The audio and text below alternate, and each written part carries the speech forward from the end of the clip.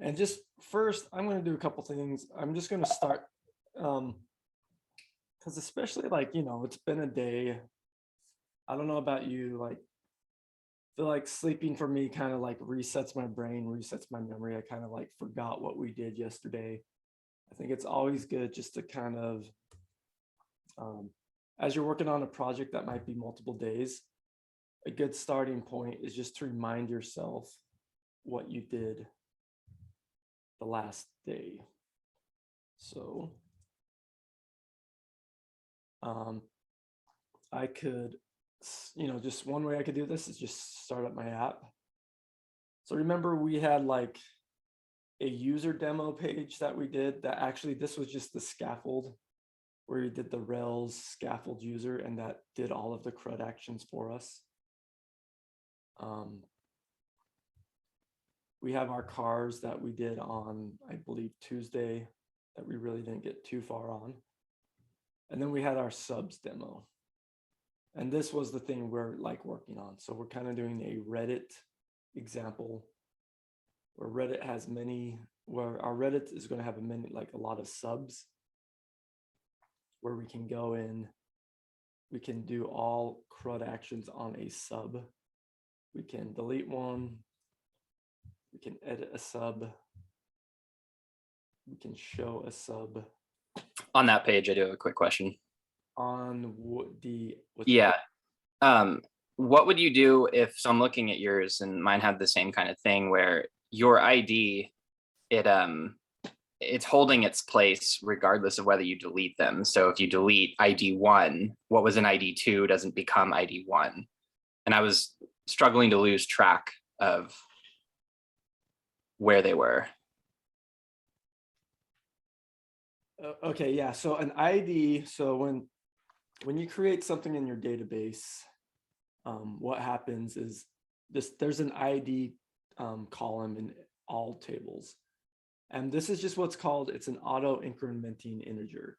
So whenever you create something, it just adds one to like the last ID, and that's the ID. So like I'll never, like if I delete 7, I'm never going to have an ID 7 again. Oh, so your ID wasn't your index. No, you're thinking like the index in the array. So you're on mute. Yeah, I thought the ID was referring to where it was in the array. Oh yeah, no, the ID is it's the ID in the database. So the ID is nice because what the ID is, it's a unique identifier. So that way in our database, we always have it's a good way to be able to find that thing in the database, because there's never going to be a sub, we're never going to have a duplicate ID. Like this sub test Joe is always going to have the ID of 9. So was Rails automatically generating that ID? Because I think I only gave my my stores or my department stores yesterday a name, but when I returned them, they were returned with an ID. And so was that automatically generated? Yeah, that is automatically generated. And just to even show this, there's 2 other things that are automatically generated. So if I go to my schema, the ID is not even in my schema, but there's also like this created at and updated at. Those are also automatically generated for us. And these are just date times. So a date time is just the date. So it's a date like June 27th, 2021. And the time is just 10 p.m. So it's the date time is the combination of the date and time. And it's giving us 2 of these date times. One, like when was this object created to our database? And if we ever update it, we're going to change this updated at. So we'll know like the last time it was updated. These are automatically generated. And yeah, it's just automatically, it doesn't even have it in here because every table is going to have an ID that's it's an auto incrementing integer. James, is there ever a need to set the ID to something you want? I mean, Or do you just always leave it to what it's generated, or do you ever need to, like I said, make it to something, you want a certain name or a certain something? Yeah, the ID, you just always let Postgres handle that. Because that Postgres is going to keep track of the current number and like what is the ID. Okay. So, and yeah, and that way we'll ensure it's always unique. Cool. So yeah, but those are good distinctions to make, because I mean, if we look at like our migration file for like let's just look at subs. Like we just have a name. When we create it, we just did a Railsg model subs name. But if we look at our schema, we also get this created at and updated at, and then also there's an ID that's always going to be there.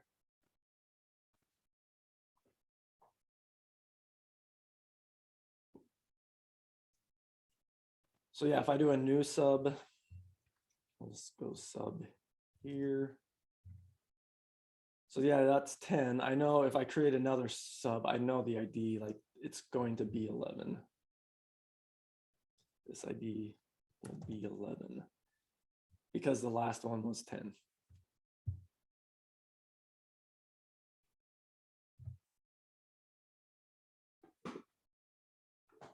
So cool. So that's as far as we got yesterday, doing full CRUD actions on our submodel. There's also a question in Slack about the CSS SCSS file. I just want to go over this again. So in our style sheets, whenever we can create a controller, it's also going to generate us whatever the name of our controller was in an SCSS file. So we created a cars controller, a static controller, a subs, and a user. So with this, I can also come in here and manually create a file here, and it'll just work. But remember, these are more like organization. It's not like if I apply a style to the cars.scss, it's only going to be applied to my cars section of my app. This is going to be globally applied to all parts of my app. So is each one of those created when you do a new JavaScript file?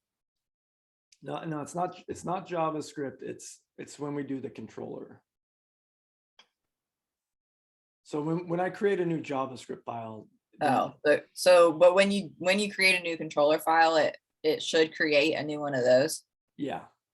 Okay. I don't know why it wouldn't have done that for me automatically then. So we'll double check, because we're going to make a new controller today for our topic. So let me pull this up just to review what we're going to be doing, just like visually. So I'm going to just pull up the lecture notes. Let's throw it in here.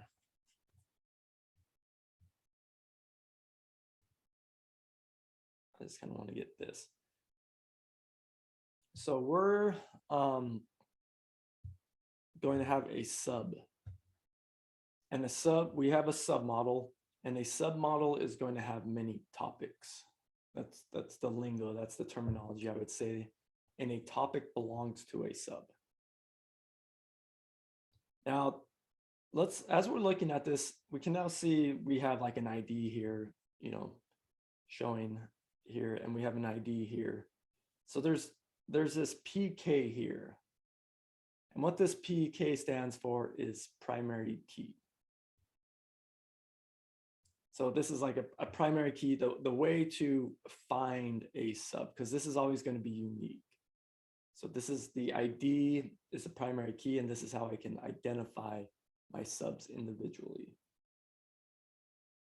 Now a topic belongs to a sub. Now what's important here at the database layer, so my topic's going to have a name and body. So, you know, that's going to be like a title and text type thing. But there's also this other key we're going to throw in here, and that's a sub underscore ID. And that's that. Now this isn't, it says FK. This stands for a foreign key. So the sub ID that we're going to put in this table is going to be the ID of the sub that it belongs to.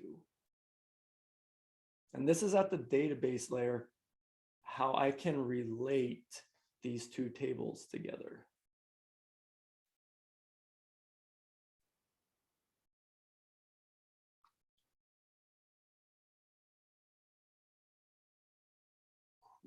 Does that make sense? Should we draw this out maybe? Or maybe we can do this, we'll draw this out maybe tomorrow, or maybe we'll create some and then draw it out. So this part right here is at the database. So there's going to be, when we talk about this in Rails, there's going to be two parts to this. There's going to be how we set this up in our database.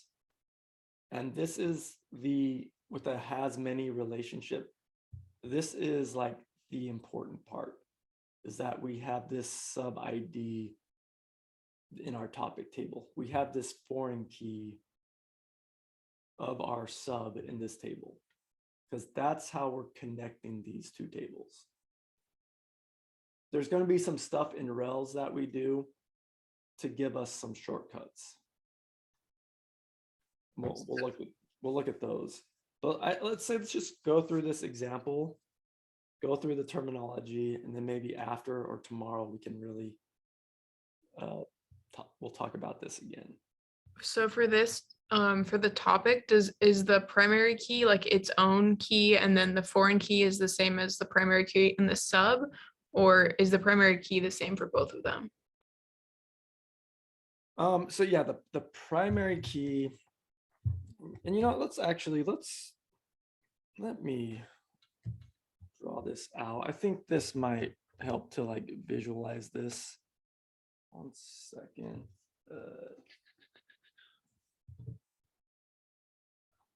Let's just try doing this in, this is always, I'm going to stop sharing and just, actually, let me do it this way.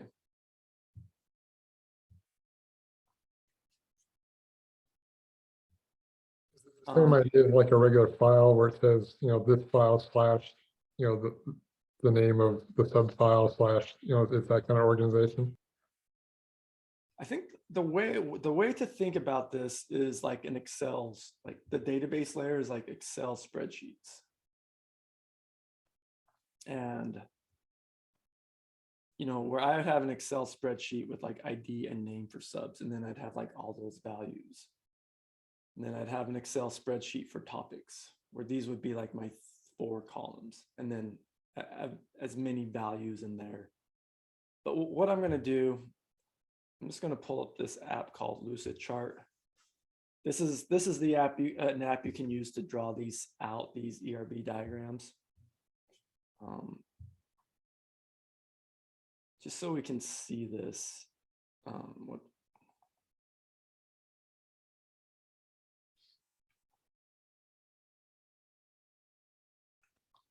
So here's like this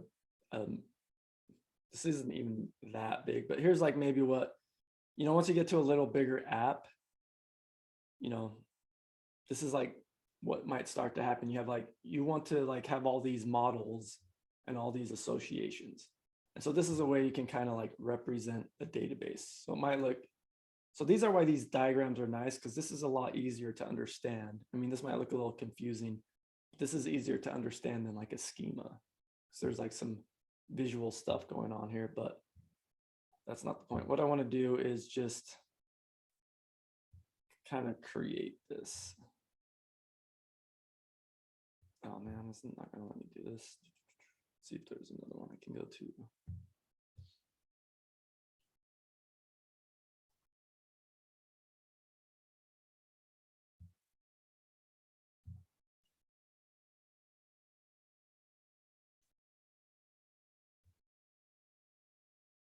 Okay. So here we would have like our, I'm already forgetting Reddit. We have our sub model, or this would be like our subs table. And this is kind of like, you know, it has an ID and it has a name. That is a primary key. And this is a string.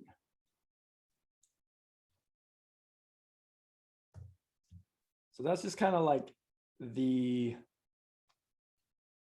our, you know, just our blueprint of what a sub is. So as I start creating, you know, subs, actually in my database, let's just say like, you know, here's the name, sorry, here's the ID, and here's the name. You know, so I'd have like 1, 2, whatever, JS, Ruby. So here would be some actual values in my subs table. You know, I'd say, hey, grab me the sub with ID 1. What's its name? That's JavaScript. Grab me the sub with ID 2. What's that? That's Ruby. Likewise, you know, I could have topics. I'm just going to have a topic have a name. So this has an ID, which is a primary key, and it has this sub ID, which is going to be our foreign key.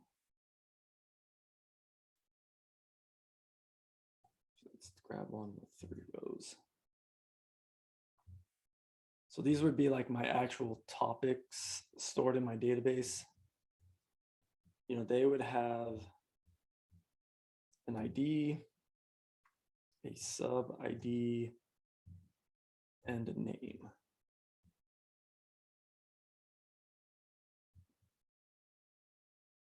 I'm going to insert some rows here.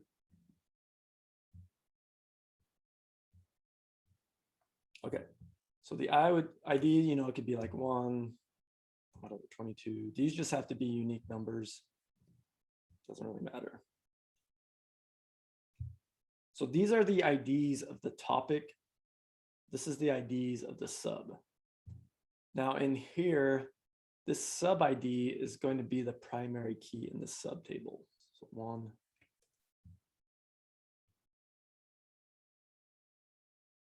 And this is a has many. So my subs have many topics. And let's say like this could be, and let's give these a name. So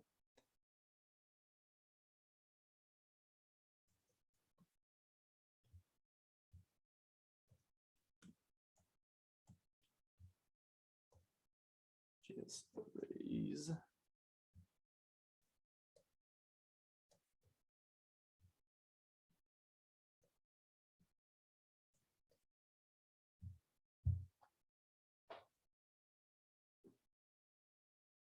So if I did like a sub.all, I would have 2 subs. I would have JavaScript and Ruby.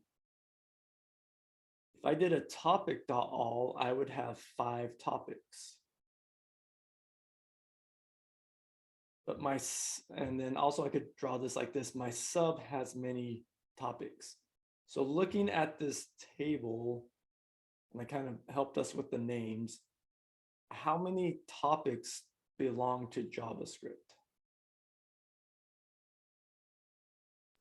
3. 3. And how I know that is not by the name, but by the ID. So these 3 topics all have this sub ID of 1, which means they belong to this subs. Likewise, with Ruby, Ruby has 2 topics, these 2.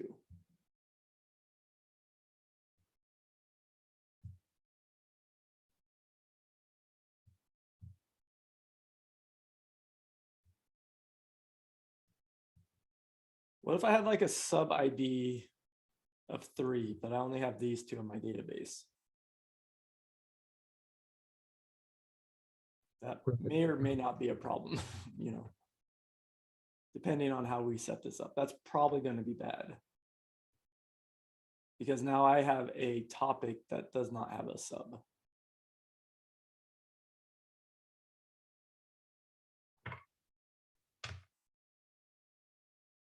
Since we can't actually see the database, how would we know if there was a third in there in the subs table, since we can't actually access the database?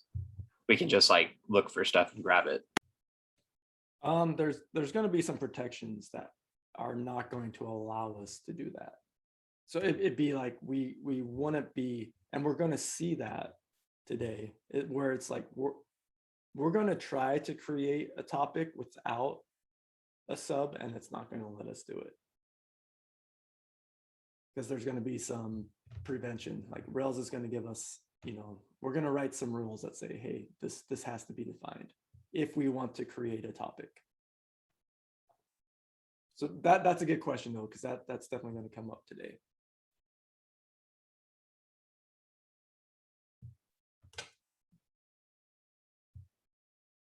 So seeing this help explain what the foreign key is and the primary key. I think this is if you can understand this this is kind of understanding the has many relationship at the database layer. And this is also what's called a in Rails, it's called a has many association. In database lingo, it's just generally called like a one to many relationship, where we have one model having many of something, and the many of something only belonging to the one thing. Cool. Maybe I'll take a little screenshot of this and throw that out in Slack.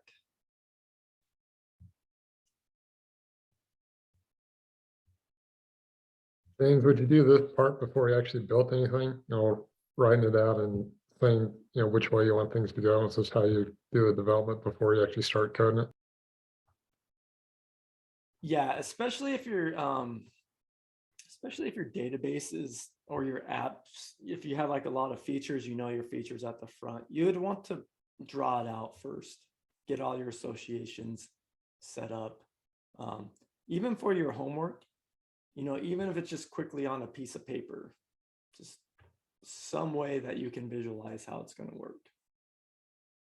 But yeah, when we get into like your final project, we're going to have you, before you start coding, you have to draw out, your database diagram first. And it's not to say it can't change over time, or you can't add stuff or remove stuff, but it is nice to have like, here's kind of a rough idea of what we want to be doing. Because I'm just going to repeat this over and over. It's the kind of thing, like if you can't explain it in words or like a diagram, it's going to be very hard to code. It's easier to kind of explain it like this than it is in code.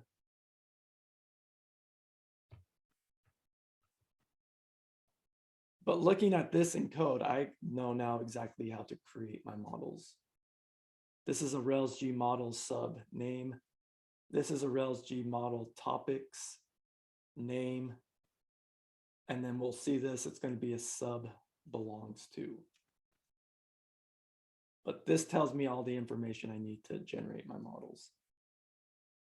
So let's go ahead and do that. But first, as promised, I am going to, well, let me make sure I have this committed and pushed all the way. Okay. So I'm going to CD back. I'm going to, if yours is up and running from yesterday, you don't need to do this. I don't even need to remove this directory.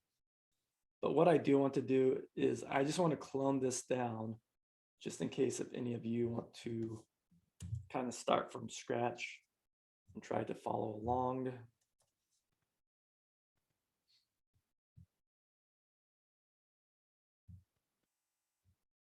So I'm just going to clone this. So I'm going to copy the SSH link and I'll throw this out in Slack. So I'm just going to write this. I'm going to pull up Slack just so you can write this. Okay. So cloning a server-side rendering React Rails project. We're going to do this. We're going to do the git clone, that name. I'm going to rename this to like,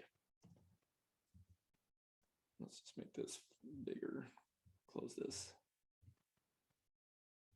Reddit W21. I don't know. I'll call this part 2. Cool. And then we're going to cd into that. So we clone, we cd into here. We're going to do a yarn. We're going to do a bundle. Anytime we clone, Railsdb create. I'm going to put a note here, might need to run DB migrate and DB seed as well.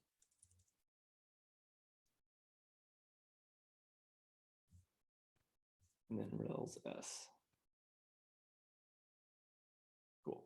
So those should be our steps to clone down, just general steps to clone down a server-side rendering React Rails project.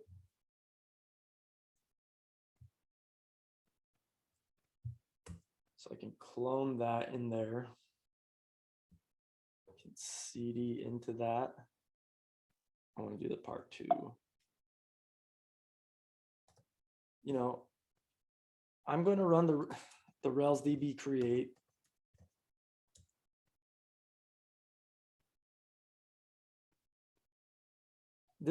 I already have this database, so, this is fine. I can just leave that because I have this from yesterday. Actually, this is still from my car app one, but that's fine. I really don't even need to run, normally I would need to run DB migrate. But once again, I already have this database. I've already run all the migrations. So that's fine. I could do a DB seed.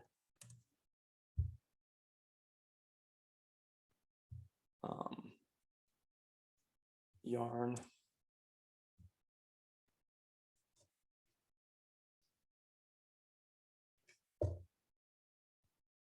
Something I am going to do, I'm going to make sure I don't have this project open from yesterday, because now I have 2 copies. I don't want to do that. This is kind of bad practice to have like 2 copies of the same app on my computer. But I kind of just wanted to show you how to clone it again. So I'm going to make sure I close out of this editor, just so I don't edit the one from yesterday. I've done that before where I've had 2 of the same projects open and then I make a change in my code, but I have it running on a different server so I don't see the change and then I get all confused. It's like because I'm editing the wrong VS Code. So I'm going to delete that. If we want to completely delete a project, do we just have to drop the database and then delete it, delete the actual project? Yeah, if you wanted to completely like start over, yeah, I could have gone dot. I could have removed rm-rf, the project Reddit, that one. Could have deleted that from, that's like deleting the Rails project. And then, yeah, I could do a Railsdb drop to destroy the database. And then Railsdb, sorry, DB create to recreate it, DB migrate to remigrate it, and DB seed to reseed it. Oh, I need to be in. So this didn't work because I'm in my week 2 directory. I need to be in a Rails project to run these Rails commands. So let's cd back into that part too.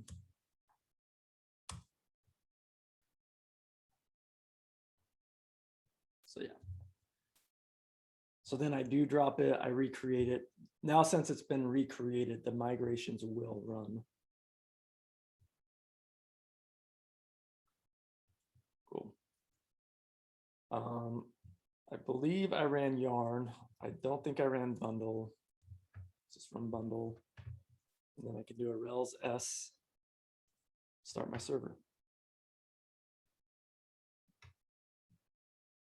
And I think it's always a good, like, let's check this. I'm going to refresh.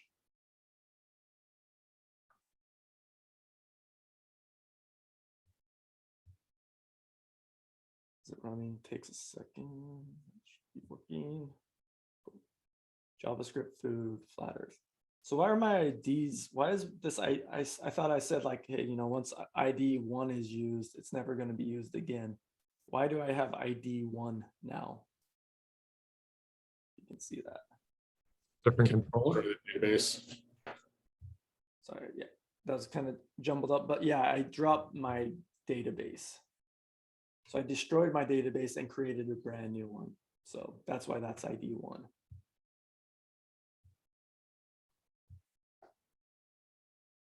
And these are from my seeds file. Cool. So we are good to start.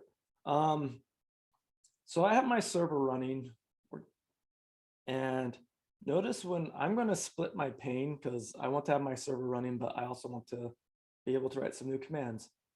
So if I do a command D, that splits new pane, or I could right click and say split pane. Now notice where I'm starting out. I just split my pane and I'm already in the directory. That's probably not true for you, right? You might be in your desktop. That's a nice little feature, right? I can just split my pane and I'm in the directory that I'm currently in. This is nice when we're working with like Rails because, I can keep on splitting my pane and I'm within that directory. Let's get that set up. We're going to take a little sidestep and do a little setup with iTerm. So here's how we're going to do that. We're going to go to iTerm. So click on iTerm and then go up here to the upper left. And let's go to preferences.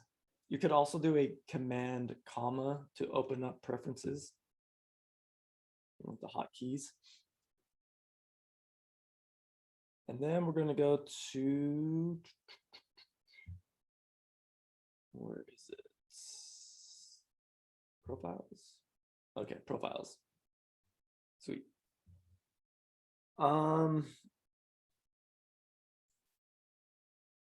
So let's do the working directory and let's click the advanced configuration. And let's go ahead and click edit. Now, we have a couple options here. We have working directories for new windows. So this is like when you open up iTerm, where do you want it to go? You know where I want this to go? So I can actually just cd back to where I want to. I think I want, when I open up an iTerm, I just want to be in this DPL winter 2021 folder. So that's usually where I'm a good place to start out. So I can cd to there and I can do a pwd to print working directory. You can do this as well. And then you can copy this. So Command C, and then paste that inside of here, Command V. And for new tabs, maybe I can put that there too.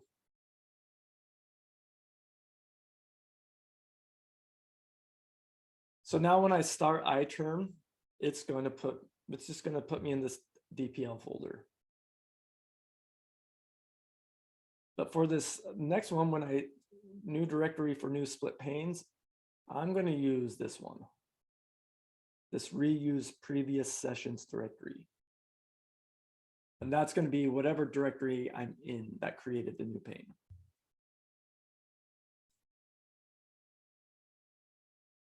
And you can decide how you want to do this. This is how I have it set up. If you want to change it, that's fine. It's whatever works for you. I think this is a good this setup, especially this one. I think this one is, going to really help us out. So I can click OK.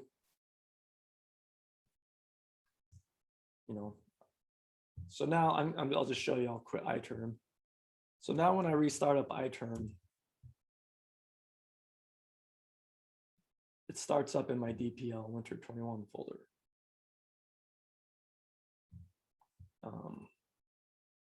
Which is nice. And then I could CD into, week 2,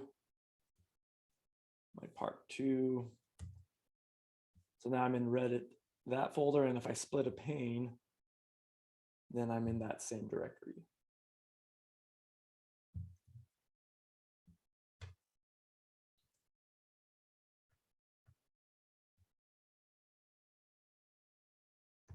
So there's these little things, that might take a minute or two to set up. And they might save you like 3 seconds, 4 seconds. I don't know how much time that saves whenever I have to CD into something, but over time, that's going to save a lot of time. That 5-10 seconds is going to add up if we're doing it, 4 times a day. Cool.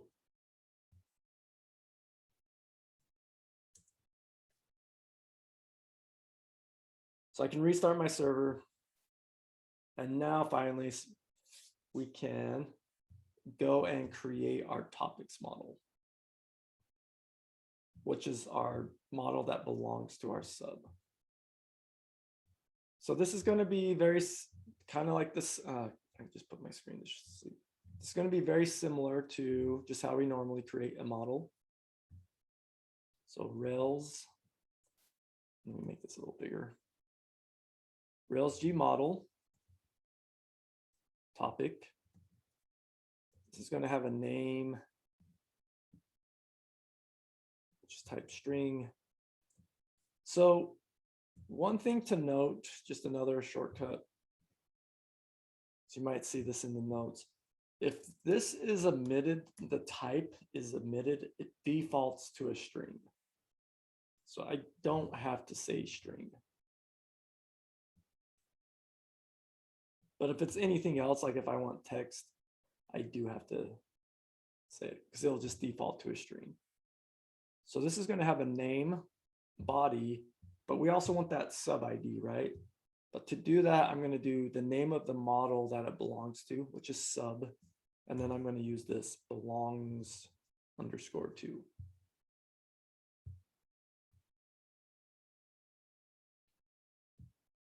So we have a topic model with a name, which is going to be type string, body, which is going to be type text, and then sub, which is this belongs to. It's not really a type, it's just more of a helper. So we'll see what that does. Click enter.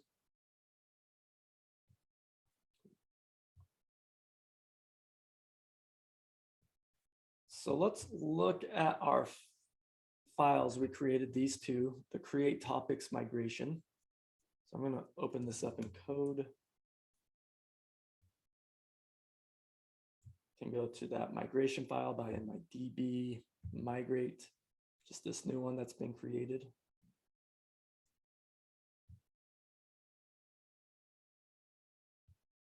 So notice this is a t.belongs to. Here's the name. It belongs to a sub. This has to match the name of your model. If it's anything else, this is going to break. So here is a validation right here. Null is false. What this is saying is this value cannot be null. Like I have to give this a value. And the foreign key is true. So that's just letting us know it's a foreign key. So this is something that's going to belong to another table. So it's not in my schema yet because I need to run my migration. So let's do that. Railsdb Migrate. Cool.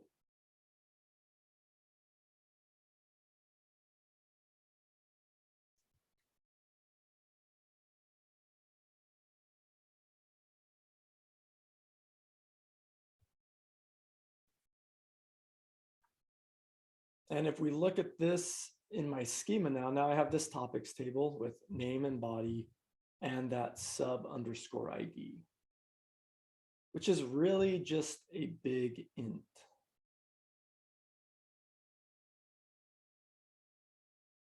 So just a quick little, so what's a big int?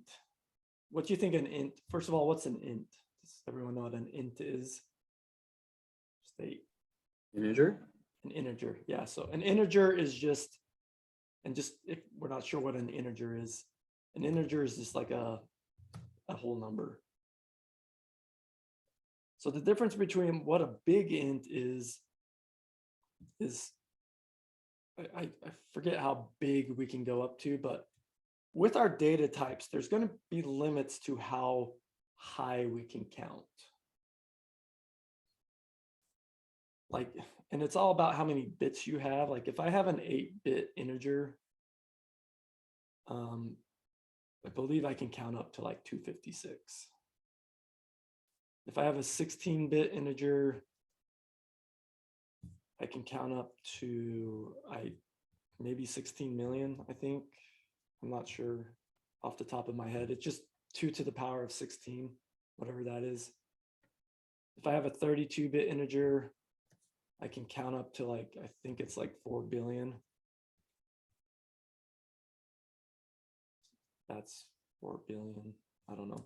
And if I have a 64-bit, I can count to some insanely big number that I don't know what it is. It's probably like a quadrillion or something.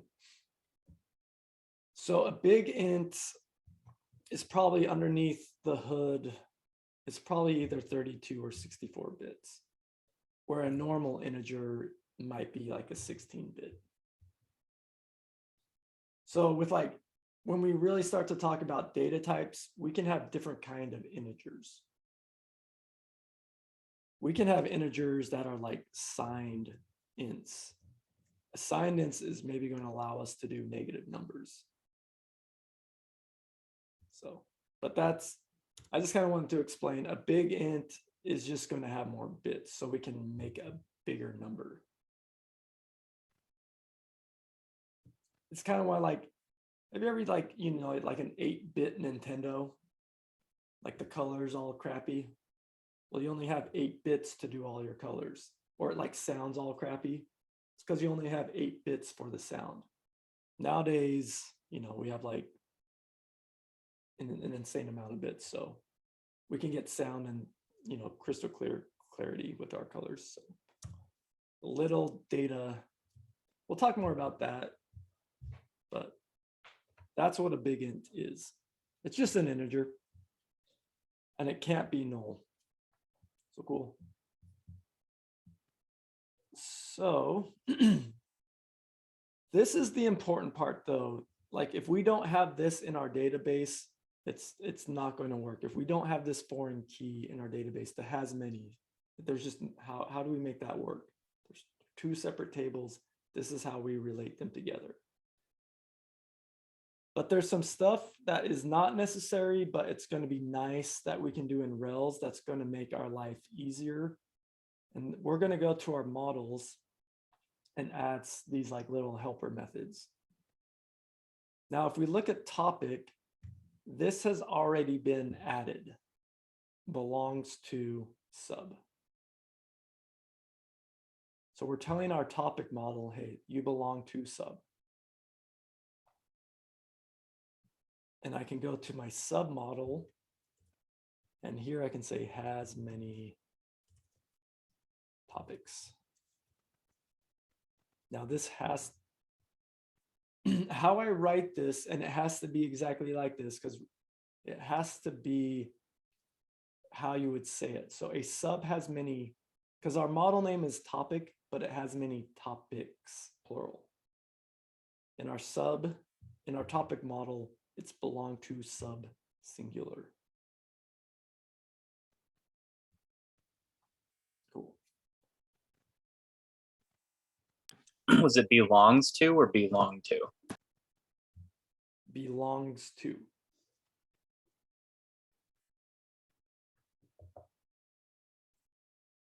And this one was automatically, that one was generated for us when this file was created.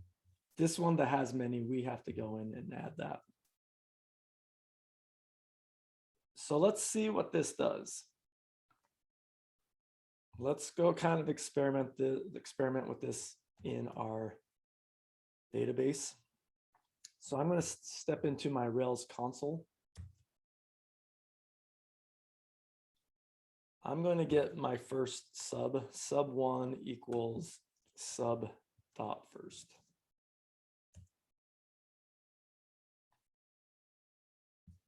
Sub, and I'm going to type this sub dot topics.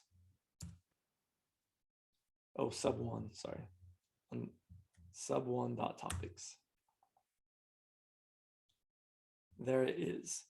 I want to show you this. If I go comment out this code. Now something with Rails console, if I make a change to my Rails project and I want to see it, I actually need to restart my Rails console to load up that change. So what I did, I just commented out this has many topics. So I'm going to do this same thing here. Sub1 equals sub dot first. And then I'm going to say sub1 dot topics. This might be an error you would encounter. Undefined method topics for my sub. So by setting up this has many topics, that's what's allowing me to do that. Setting up this helper method right here, or this association. So I can put that back, I can exit, reload it. Sub1 equals sub dot first. So now I have sub1 dot topics, which is just an empty array. Cool. Let's also try to create a topic. So now we have a topic model, topic.create.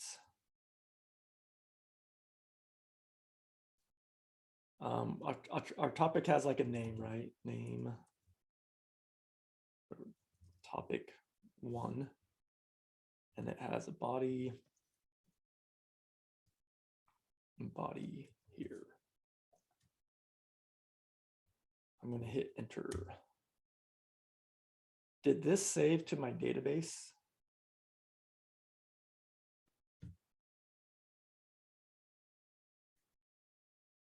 I can do, watch, I can do like a sub.create.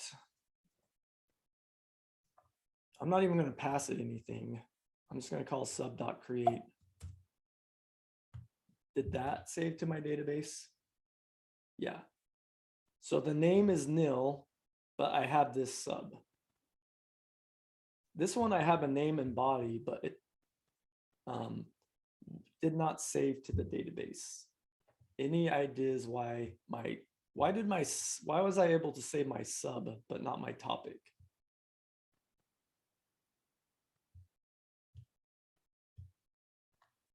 Can you give the topic a sub ID?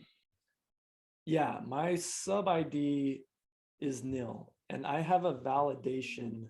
If I go back to my schema, this cannot be null. So if I don't give this, this is a backend, this is a database validation. If this does not have an sub ID, it's not going to save it to the database. I could try running this again and store it to a variable. T dot, I think it's errors. dot full messages.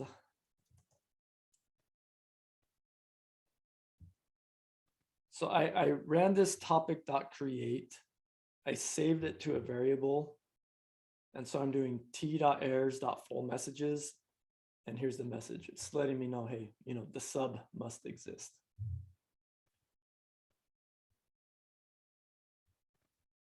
So let's come in here and give it a sub ID, of 100.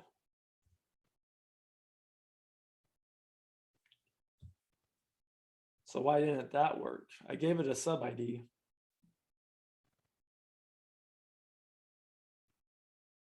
But that still did not save. Same reason, sub must exist. So let's do sub.find 100. Couldn't find a sub with ID 100. I actually have to give this a valid ID. So sub.first.id.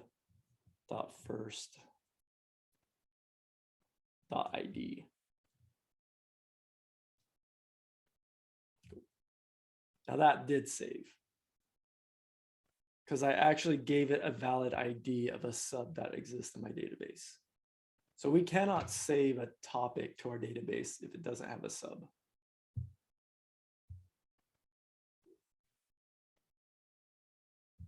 So now I could do sub.first.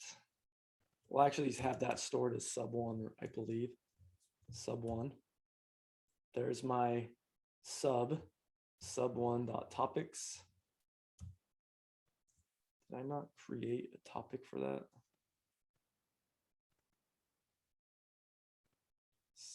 Well, maybe it's not the first. Let's try this sub.first.topics.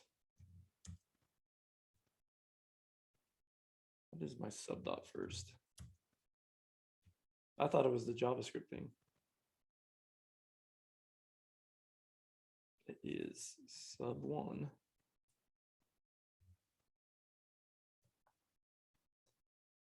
No, maybe it's not doing the SQL call. Let's do this sub1. Let's reassign it to sub.first sub.topics. Sub1.topics. There it is.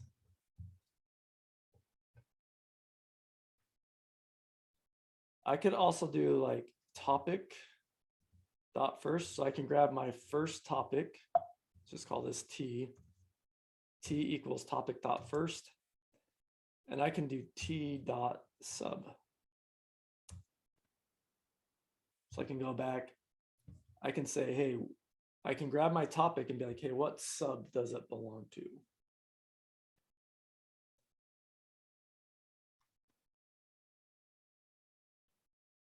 Let's say sub2 equals whatever sub.last.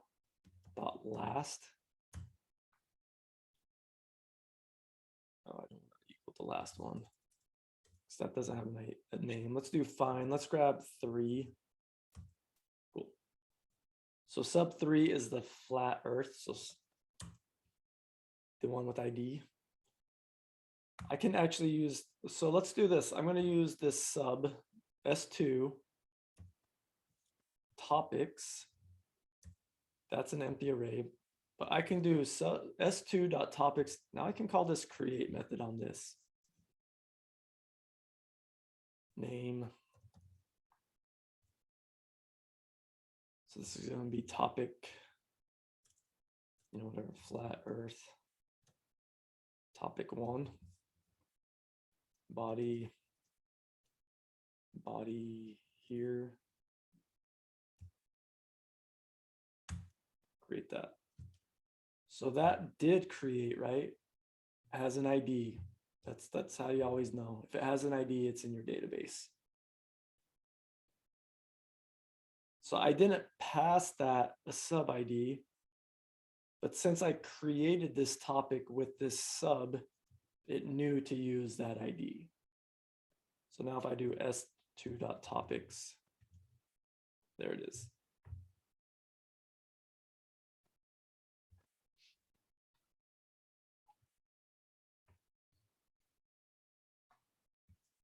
So let's kind of take what we just kind of learned here. Go to our seeds file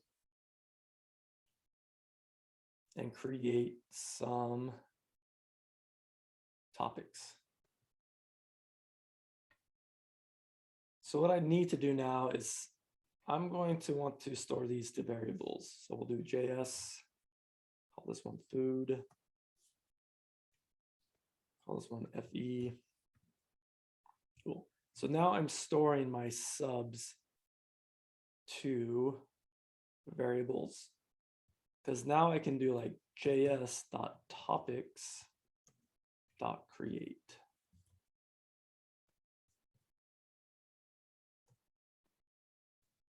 JS functions. Body, all about functions.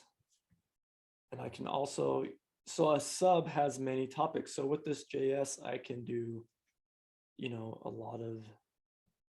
can do as many topics as I want that belong to JavaScript.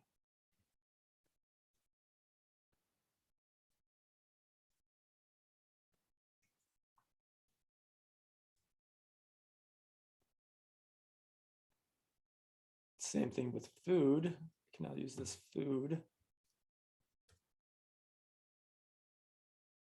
And then just actually for demo's sake, let's just create this one with the topic class, just to show you we can still create it with our topic model, topic.create.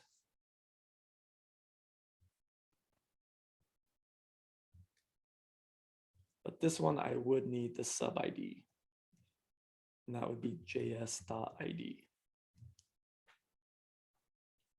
So I'll just leave a comment here.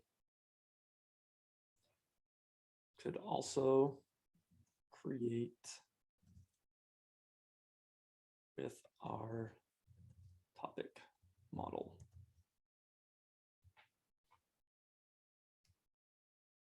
Need sub ID.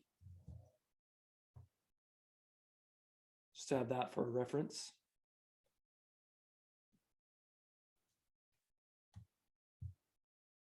Food.create name. Let's do Mexican.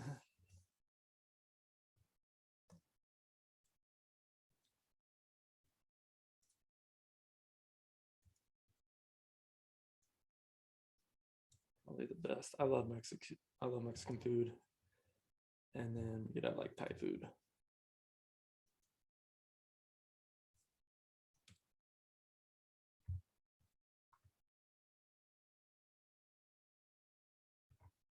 This is not going to work. So I need to do food.topics.create. Food.topics.create.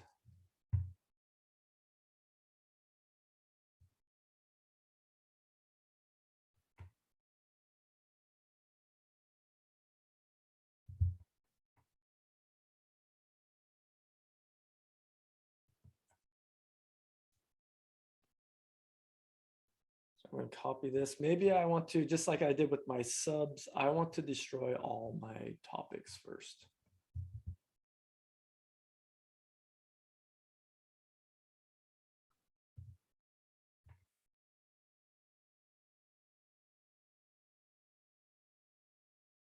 I'm going to run this seeds file because we're going to get an error. And I kind of want to go over this error. So actually, let me just run it right here in my VS Code terminal, Railsdb seed.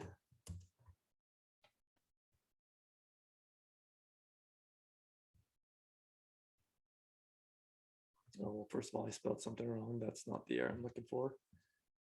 So I spelled that top Kias. So, this has to be topics plural. Let's rerun this. Oh, actually, dang it, I did this in the wrong order. I meant to do it this way.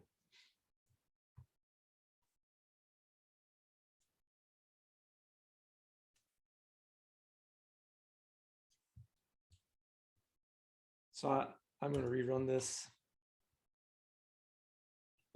Now I get an error.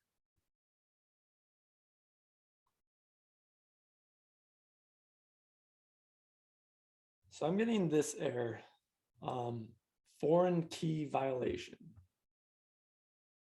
Update, delete, subs violates foreign key constraint on table topics. And it's saying key ID 8 is still referenced from tables topics. So what's happening here and why the order mattered? Because if I did the topics first, that worked. If I did the topics second, that broke it.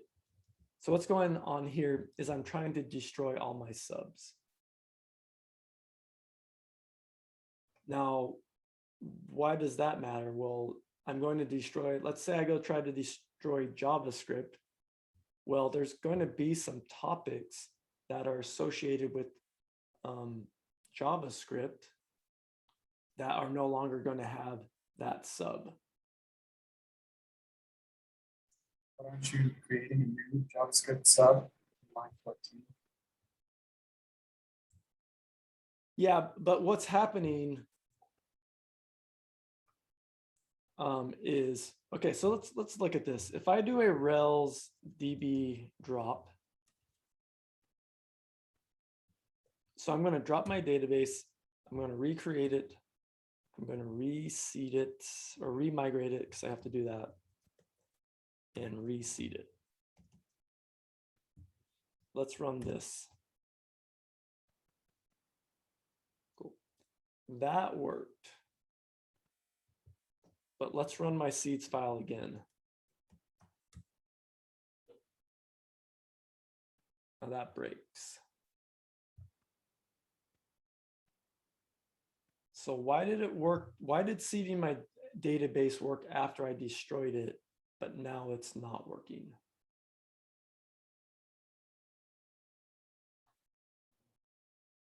Because you didn't have anything that was related back to the main model. Yeah, so when I first ran my seeds file after I dropped my database, I didn't have any subs and I didn't have any topics. So these ones worked fine. So just destroyed all of them. And then I recreated my subs and then I recreated my topics. And then the second time I run this, now at this moment, I do have subs and topics. So although I recreate that here, at this moment in time, because our code is going to run from top to bottom one line at a time. At this moment in time, after I have seeded my file once, I do have this topic right here, you know, that belongs to a sub, and I'm trying to destroy that sub. So I'm going to get an error because we can't have a topic in our database that does not belong to a sub.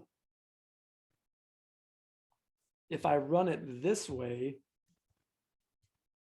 if I do a Railsdb seed,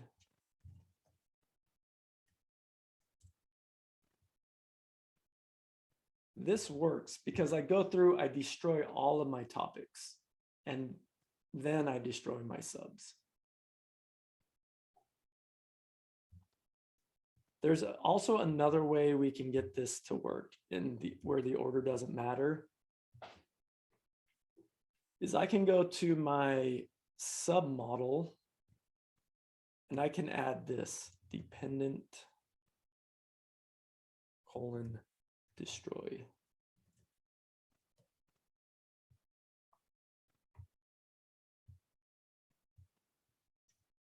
So I'll leave this comment right here. Dependent destroy will destroy all topics associated, like all topics if, you know, the sub is destroyed.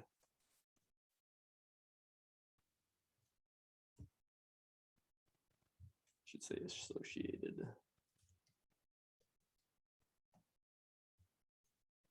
I cannot spell associated, but whatever. It's still not right. So what the dependent destroy is saying is I'm going to say, hey, if you destroy a sub, it's okay to destroy all the topics that are associated with it.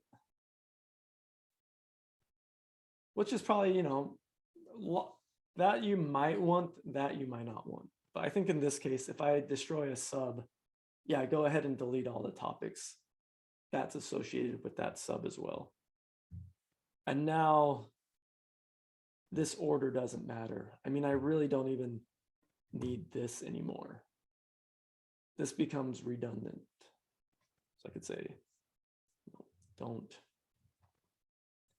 need this because, you know, dependent.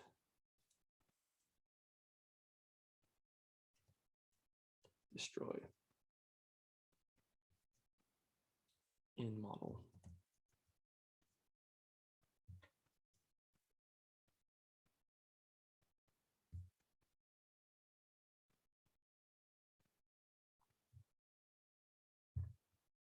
Cool.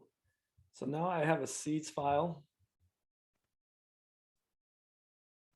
that, you know, at the start destroys all my subs, recreate them, create some topics associated with my sub.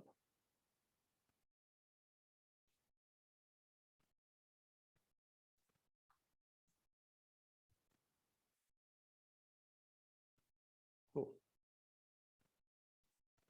Let's stop here. I'm going to push, let's take a break. This is a good stopping point.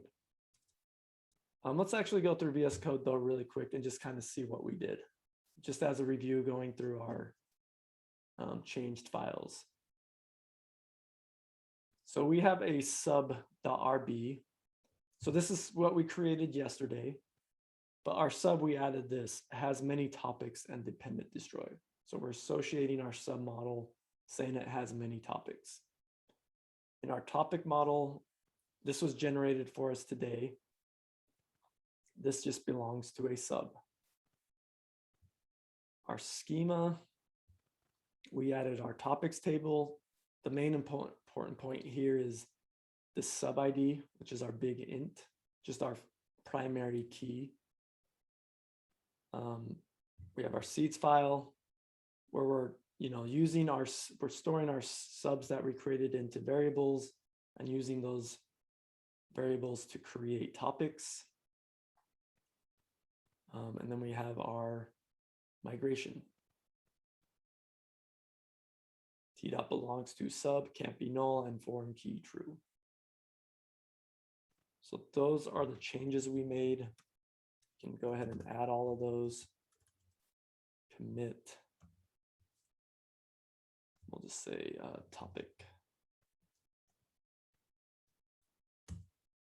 I'll push that up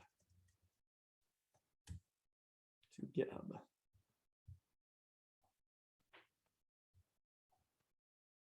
Cool. Let's take a break, come back at 10:55. And I'll stick around for a bit if there's any questions.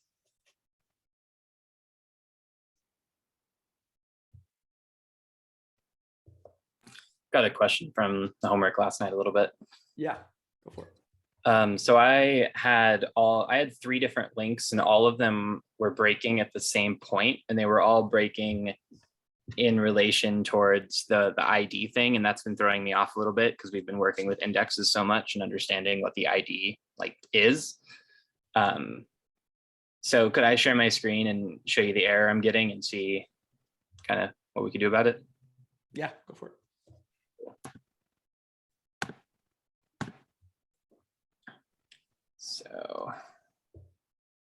So let me see. I think I'm still running my server. Okay, so where I'm getting is all of these that have to do with view 1 or a new store, edit store, in terms of routing, all relate to having an ID in the route. Yeah. And they're all breaking at this point. And if I go to my controller. Okay, stop, go back to your error. Let's just read this error. So, because this will help. So first of all, the error is can't find store with ID new. Mm-hmm. So if you type in the bottom, in your go back here, and see at the very bottom when you have those 2 chevrons. These? At the very bottom, like where there's the 2 chevrons, like the 2 arrows. Down here. Yeah, you can, this is actually a command prompt. you can actually type here. So you can do a params, hit enter. You can see what your params look like and see how your ID is new. The value of your ID is new. So you're trying to do a store.find new. So first of all, I just want to like right here, was what this is telling you, like this error doesn't make sense where it's breaking? Not entirely, no. I mean, yes, but at the same time, I don't understand why my ID would be new. Okay, so that's for now. Let's like not even like, let's just say who, like with that part, that doesn't matter. It's kind of right now, it is new. So Okay. does it make sense that store.find new is breaking? Yes. Okay. Because what do you want what do you actually want that to be? I guess in this case, I think I clicked on new store. So I want that to bring up an individual like store or a form for an individual store. Okay, yeah, so but going back to the error.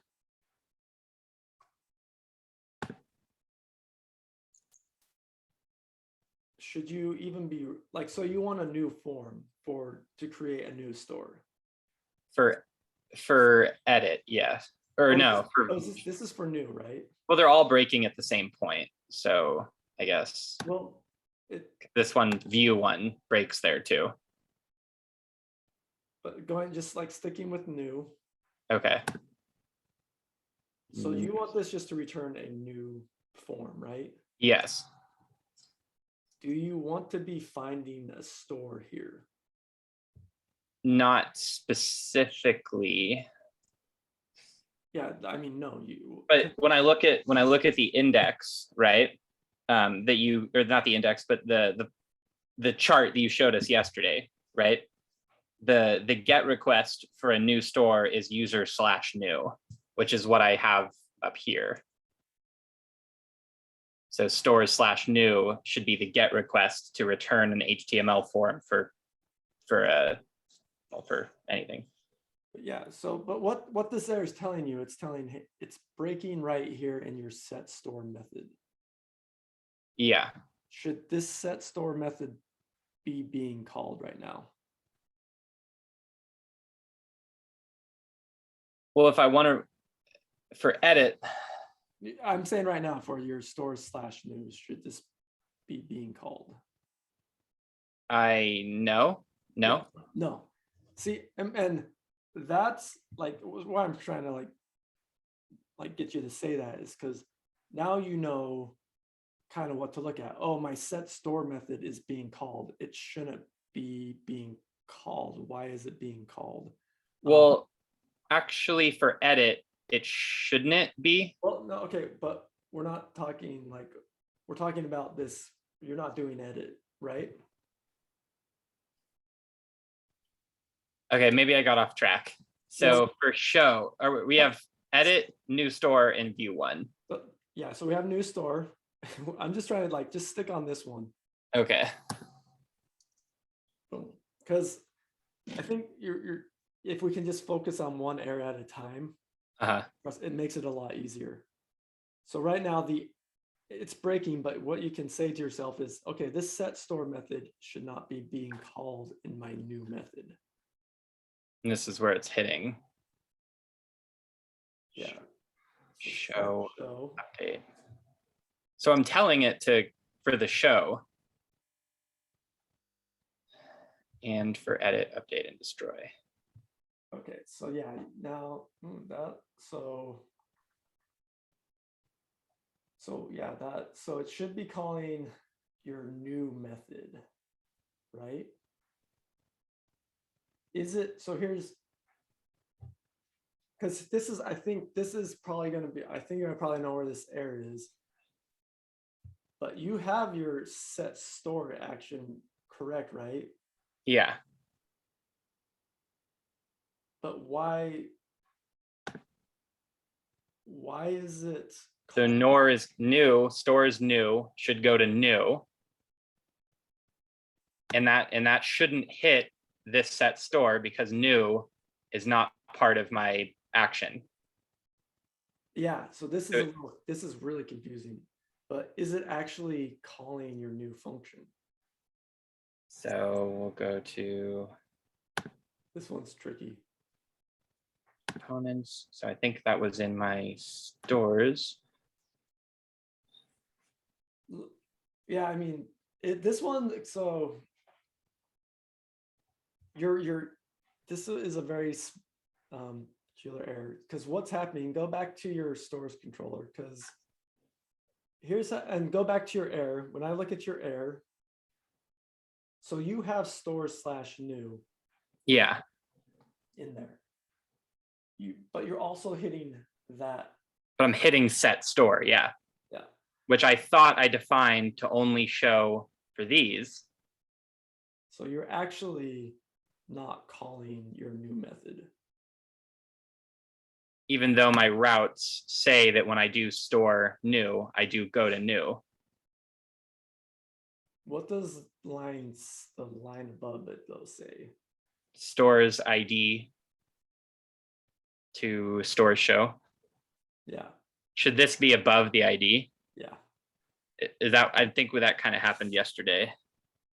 Yeah, because store/new matches that ID path. So that's actually taking you to your show method. And that's why it's hitting this, is because this is part of show. Yeah, so now if you refresh that, Okay. there you go. But that might just be one of your errors. But we fixed that. That one's a tough one. Yeah, okay. So that one was just the order of the ID versus the order of the new. Yeah. Okay. Now if you go to like, I don't know, you still might have like view one. Okay, now this is another one. So this is, could not find store with ID equals :ID. So you don't want that to be :ID, you want that to be some ID. So am I just going to arbitrarily set well, I have to return a form first before I can view an individual one, right? To know which one they want to view. No, you should be able to. So there's a couple things here though. That view one, so I did that in notes just to kind of test that I could go to the show page. Mm-hmm. Where should your view link be if you want to view a specific store? Probably under that store's return. Yeah, so each one should have a view, edit, and delete. So that's the new store is fine. That can be at the very bottom, because that's. So when I'm returning a store, if I go to my JavaScript, where are you? When I'm returning a store, I should also return the view, edit, delete up here for each store that I return. Yeah, all those three links for view. Oh, well, those two, not the new store, but the view and edit should be in that loop. So I should put the view and edit in the loop so that it returns it. Will it connect the ID to the returned one? You have to put the ID. So let's just do it with the ID. So copy the view one.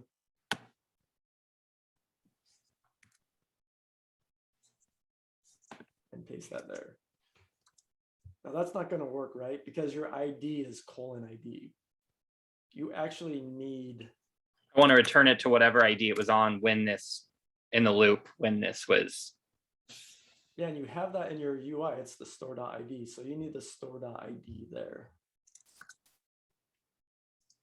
Actually, would that just be so interpolation like this? It's $, square brackets, and then you have And then backticks. Yeah, backticks, and then you have to do brackets around those backticks because now you're writing JavaScript.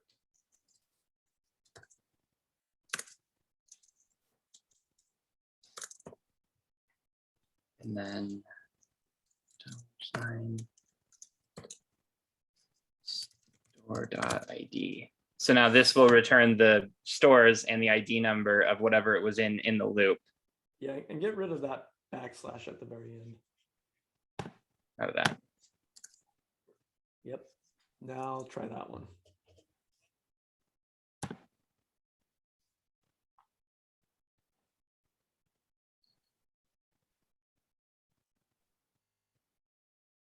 Did you save it? It's still loading. Is it still loading? Okay. Yeah. All right. So. Okay. So now that's going. Yeah, because you have the right stores/13 in your Okay. So that's part of it is that I'm not the reason that error was going on was because I just had it hard coded :ID. Yeah. Versus returning the actual ID of whatever store it was in the loop. Yeah, exactly. Because that was the issue I was having was I was thinking like these IDs don't seem to like be consistent. So how am I going to know which ID it's returning? But I don't have to. Yeah, you're going to know the ID because you're getting that back from the database. Mhm.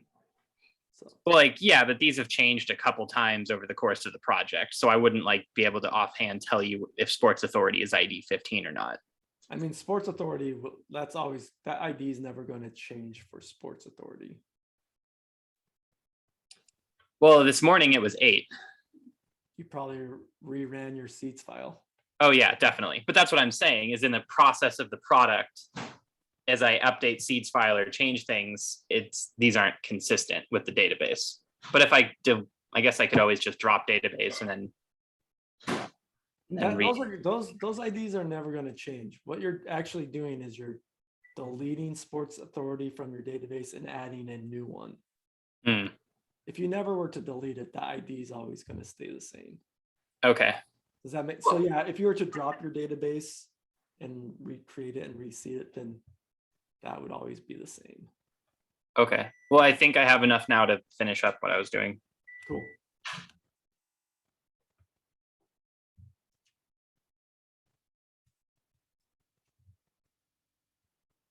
All right. I'm going to go ahead and I'm going to kick you off this, Sharon. Yeah, let's go ahead and get started with this. Okay, so we've kind of talked about the model part of the Rails has many association, the one-to-many association. Let's go through and do the controller part for this. And I think for this, let's first generate our controller. So nothing new here. We're just going to do a Rails G controller topics. And you might see in the notes, sometimes there's like index, show, whatever new. These are really just what this is going to do. It's just going to create like an index view in ERB, not React, and like a method. So I generally don't add those, and we can just manually put those in. So you might see that, and then like this skip routes. What that is saying, it's like don't add these to our routes file, which we normally want to do. I don't know. I feel like these commands are more like they're more effort than what they do, so I don't add them. We just manually do this. But I can just to show you, let's just throw an index here. Rails G controller topics, and then I'll throw an index right here. See how this creates like an index.html ERB.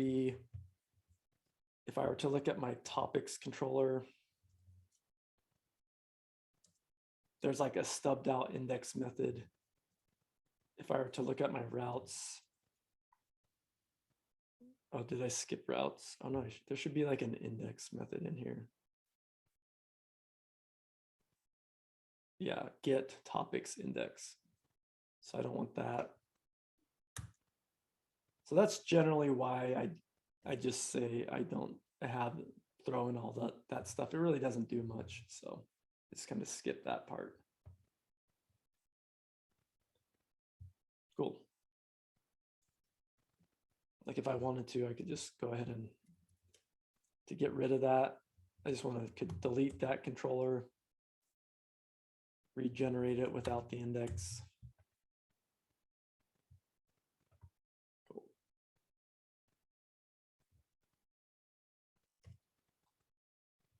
All right.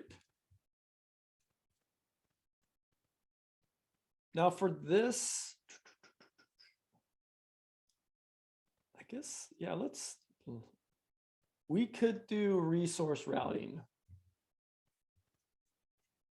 There's going to be a really quick way we could write this. So notice how I said like resource subs is this, we did this yesterday, saying resource subs is the same thing as like writing all these routes manually.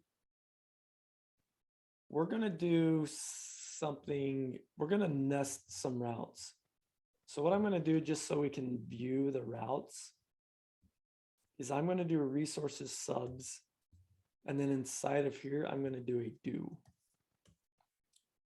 And let's make sure I close that off with an end. And inside of here, I'm going to do resources topics.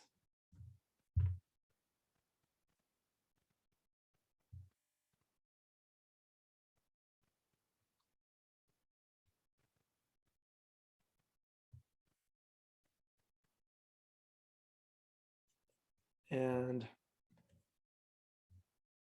just for demo's sake, I'm going to comment these out.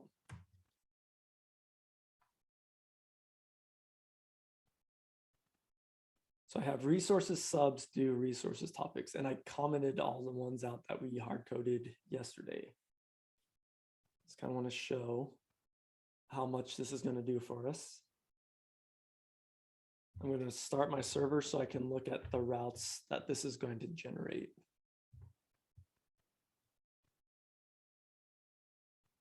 So I'll go to, let's do it here. I'll go to my routes.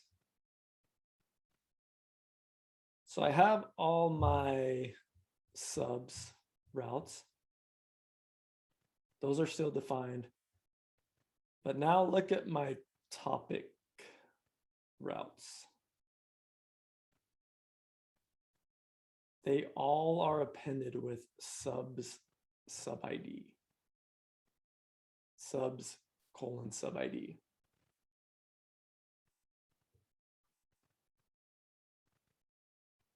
So that's what this nested resources subs do resources topic does. This creates our subs routes, comma, and our nested topics routes.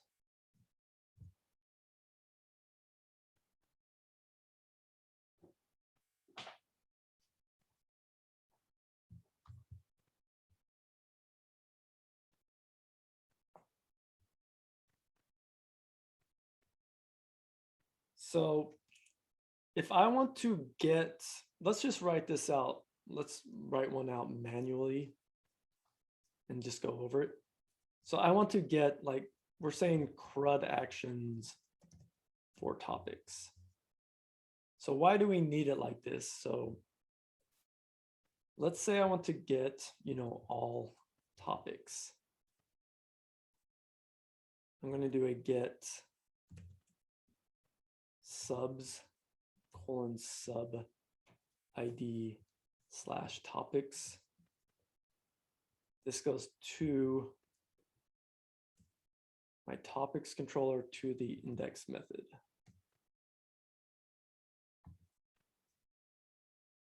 Why am I doing subs and then sub ID? Oh, and then that should be topics. Why am I not just doing this? Any ideas? I mean, I wouldn't really maybe expect you to know this, but think about Reddit and think about what happens when you click on the sub and you go view all the topics. What do you see? You have to view the topics of that specific sub. Yeah. you're not seeing all of the topics on Reddit. You're seeing the topics for that specific sub. So in our index method, what we're going to do is we're going to do all topics for a given sub. That's why we need to give it the sub ID. And actually all CRUD actions for topics are going to be given a sub underscore ID. And let's think about our, I just want to do our show. And then, so if I want to see a show,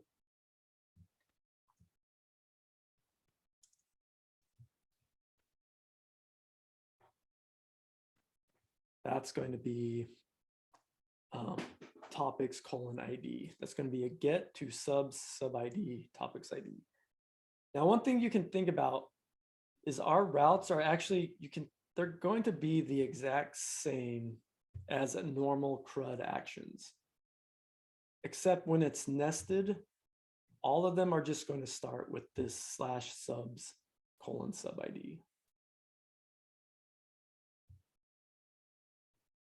But if I go back and look at the routes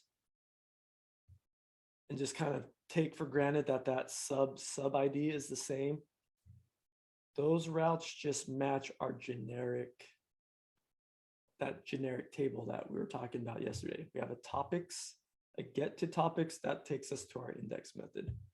We have a post to topics, that takes us to our create. A get to topics /new, that takes us to the new method. See how that, it's the exact same. It's just a prepended with subs sub ID.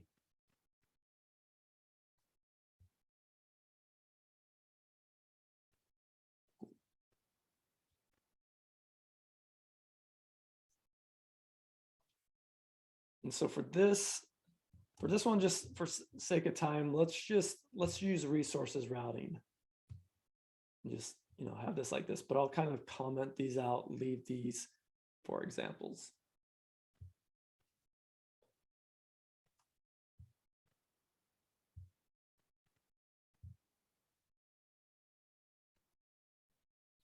But remember, when I look at this, remember the colon, so that's just like a wildcard. So in the URL, that can be anything. But what this is called is how I'm going to get that via params. So in my topics controller, if I want to get the sub ID, I'm going to say params : sub ID. And if I want the ID of the topic, it's going to be params : ID. And we'll see an example of that.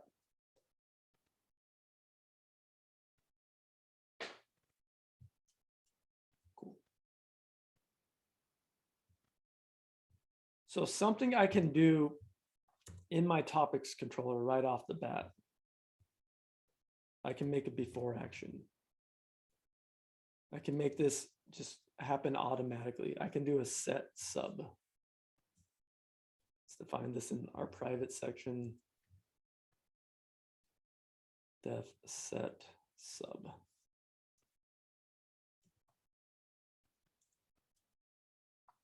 At sub equals sub dot find params : sub underscore ID.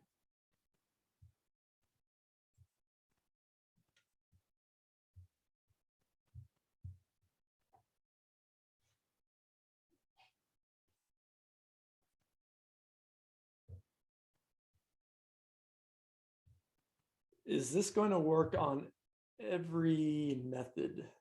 And do I know that at this point, or can I tell just by looking at the paths for all of my topic methods?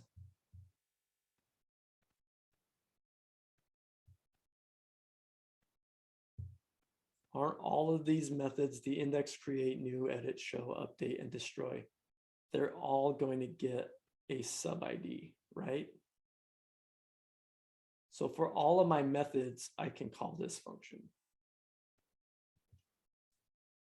What about my set topic? And you see this sub ID where I'm getting this colon sub ID is from what it's named right here. That's how I know what to call it. At topic equals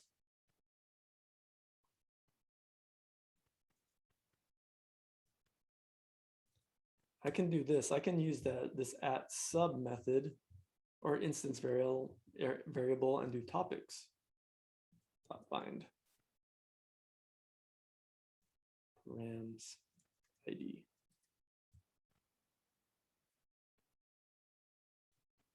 I'm just going to have a comment.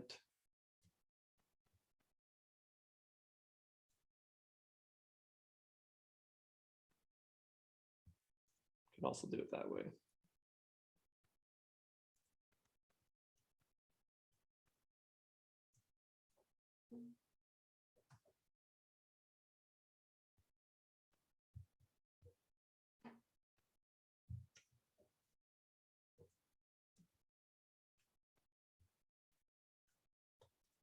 This way is better though, because it is only going to search, the given subs topics. So there's a minor difference. For how we're coding it, both ways would work. But this way is technically, like, if we're a little nuanced, it's a little better because it's only going to look through the sub that we're looking at, only those topics. So that's a small distinction, but I just kind of want to bring it up. They're not the exact same. For what we're doing today, these would both work. This one just is a little more semantically correct. Before action, set topic. By looking at this, our routes file, what methods do I need to set my topic? I'll kind of highlight these.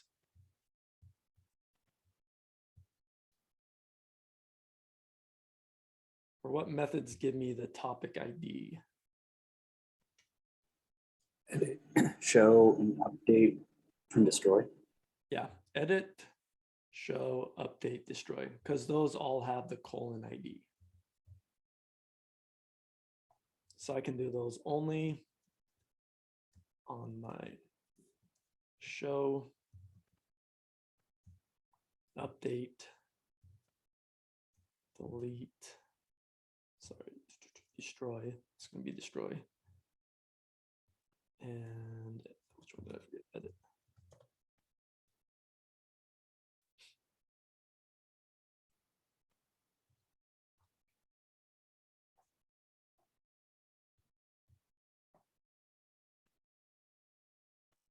Sweet. So now I have these little helper methods to help me find my sub for all the methods that need a sub, and help me find my topic for all the methods that need a topic. This is really going to clean up my code. Cool. So let's go ahead and start working on this. So let's do our index method. So here, this is going to be a get to subs. And the sub ID topics. So here we want to return all the topics for a given sub. Let's just say that. Return topics for a given sub.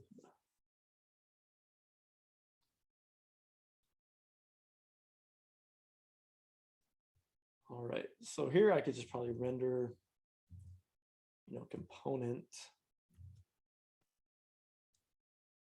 Let's just make a topics component.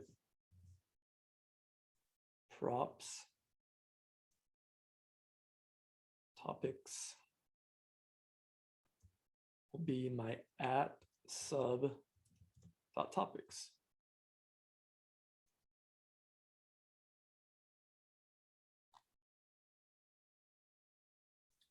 So before this method is called, we're going to set my sub. So we're going to find our sub given the sub ID, which should be in the URL when we do this request. So we'll find that appropriate sub, and then we can use our association that we set up to render just those topics for that given sub.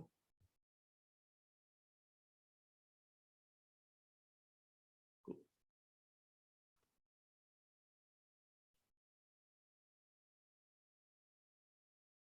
So let's go ahead and create that file. So let's go to JavaScript, components, new file, topics.js.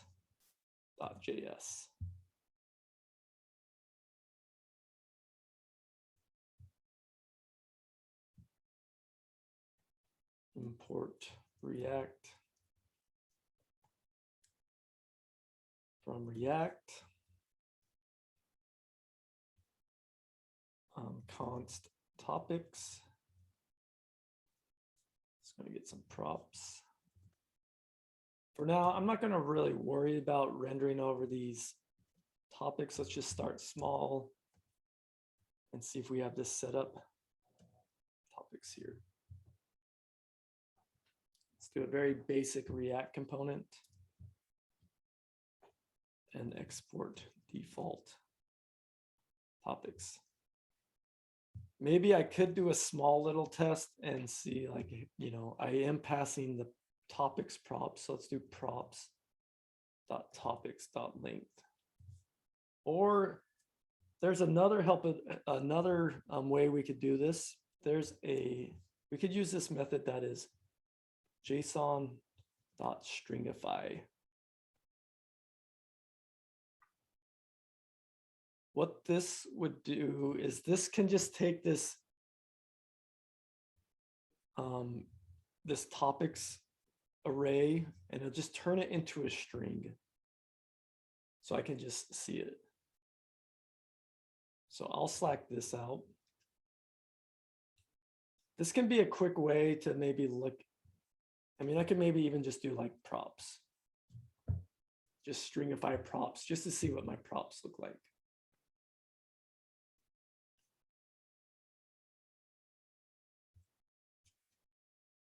And then I want to slack this out.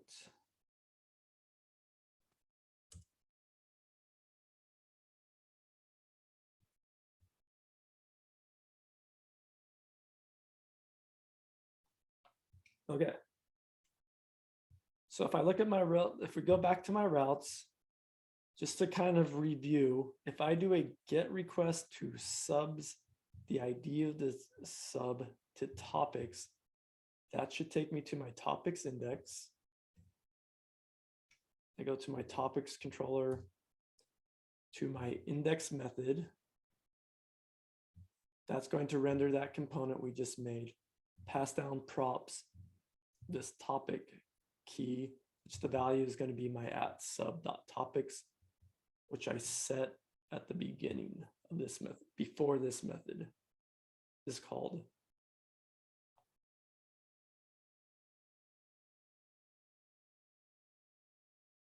So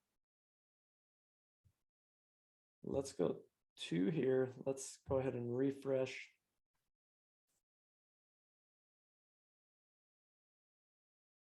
So notice this show page, this is taking me to sub 7, which is not the same path. I need to go to subs 7/topics to go to that page.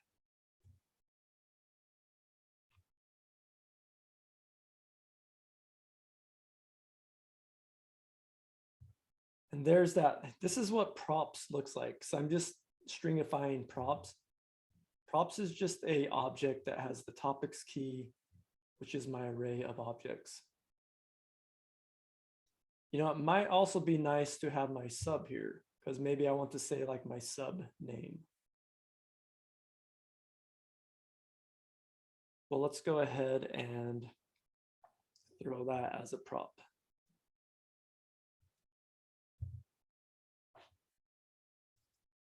So now I'm going to add a sub prop here and have that equal to sub, and then my topics, there's the array of topics. So I just added that line right there to my controller. Now when I refresh, now I have props.sub, which is just my sub information, and then I have props.topics, which is all of my topics. Cool. So in my topics.js,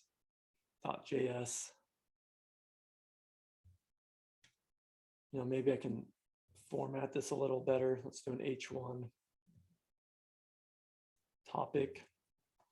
That's going to be props.topic.name.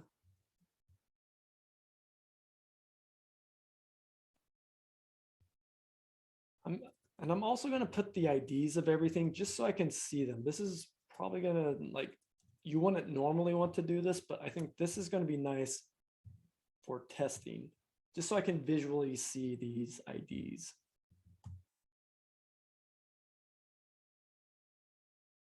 So I can get my topic name and I can see that topic ID.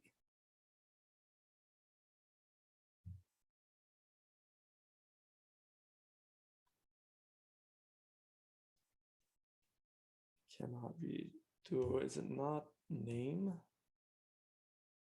Oh, it's sub, sorry. This is actually, sorry, I did this wrong. This is my sub.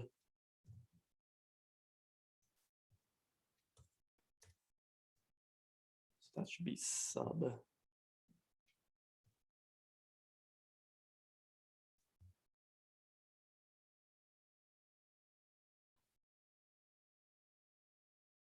So that's my sub. My sub is JavaScript. The ID for JavaScript is 7. So that is just making that part a little cleaner. But now my topics, that's the array. So now here, I probably want to do something like this, like render topics.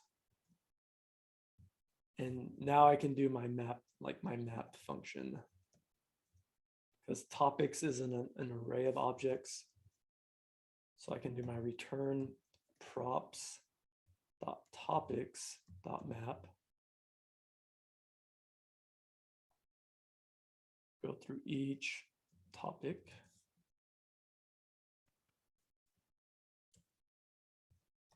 Return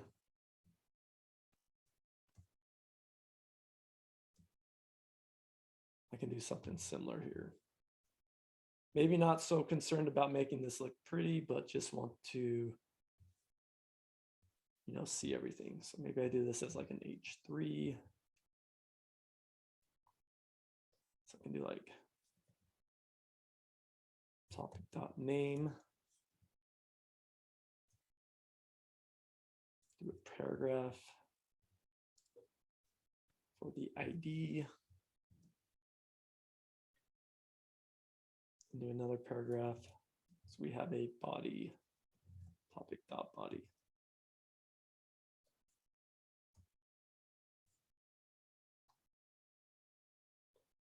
So now I'm going to go through each of my topics, and for each of my topic, we'll just return the name information, ID, and body information, just like we did with our sub.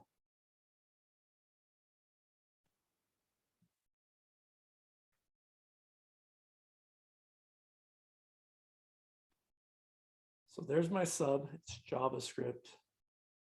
Maybe just to make this a little more clear too, maybe I want to do like a, you know, horizontal rule just to create a line break and do like a H2 like topics.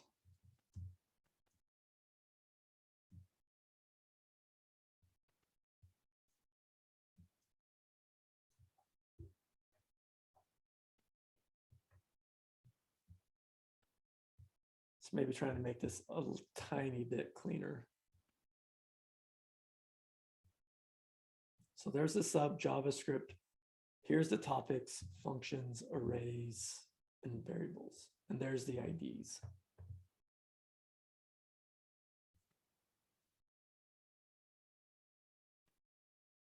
Maybe here I should say like topic.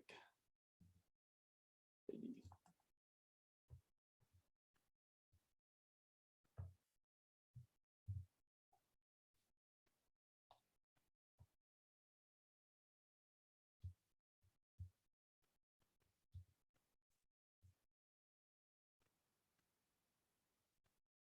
What did I call that content? I'm just going to give this the sub container as well. I think a little bit of styling might make this just a little easier to read. Like just putting a box around it makes the UI a little easier to see, like, oh, this is one topic. There's one topic. Cool. Let's talk about, and I'll eventually Slack this out. So if you're behind, or I know with JavaScript, you're probably likely to have a lot of syntax errors that might be hard to find. So I'll definitely Slack this out. But let's kind of think about some routes here or some links and how to do this. So let's say, you know, I want a link to go back to this sub, or like to the topics index here, and then maybe a link to go back to subs index.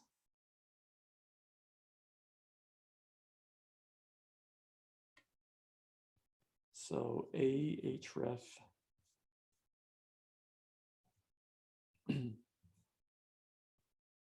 back to, say, this topic index. We'll just call it topics for the UI. What is the link going to be here? And if you don't know, you can always look at our routes. But any, just off the bat, any ideas?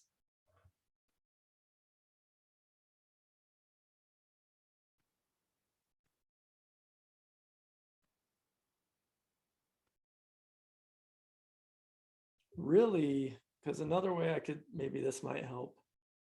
I want to go back to the topics, but remember, I want to go back to the, like that sub topic. So the topics index, the routes, I want to go back to my topics index. So that's subs and then the ID of the sub topics. So I could just copy this, throw that inside of here, but I can't use that colon sub ID, right? That actually needs to be the ID of the sub. So what I need to do is I need to interpolate this and then give it the ID of the sub. And this is part of the reason I like to show these subs in my UI. Like I have the sub ID right there, sub ID 7.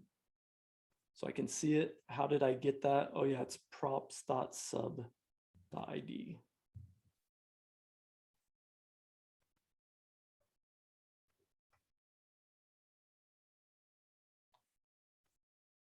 So now if I refresh this,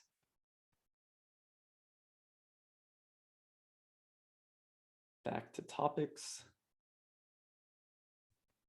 Oh wait, actually, sorry, that takes me back to this page. Sorry, that actually just, that took me back to the page I was at. This is actually going to be, if I was in a show page, sorry. I totally got my logic reversed, or I just want to go back to the subs here. Sorry, that might have been confusing.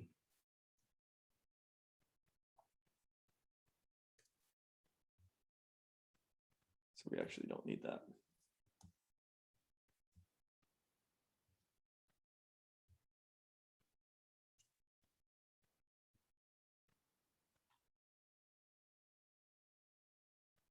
back to subs.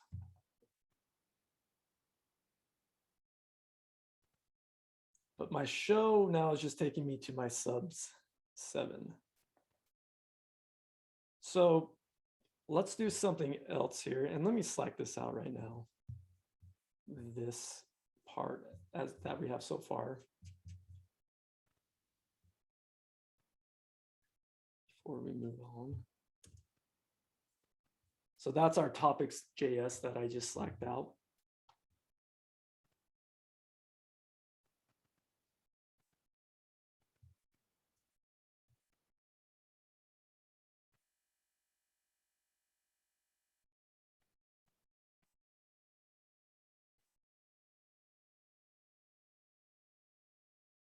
So what I want to do is in my subs.js,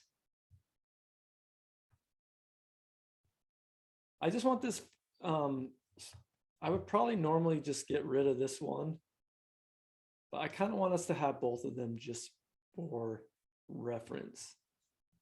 So this is going to go to topics.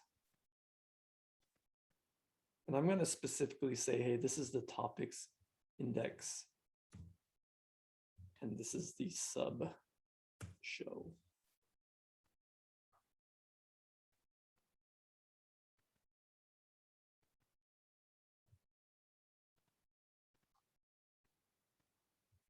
So I have one that's sub/sub ID. That takes me to my sub show method. Then I have this subs sub ID topics. That takes me to my topics index.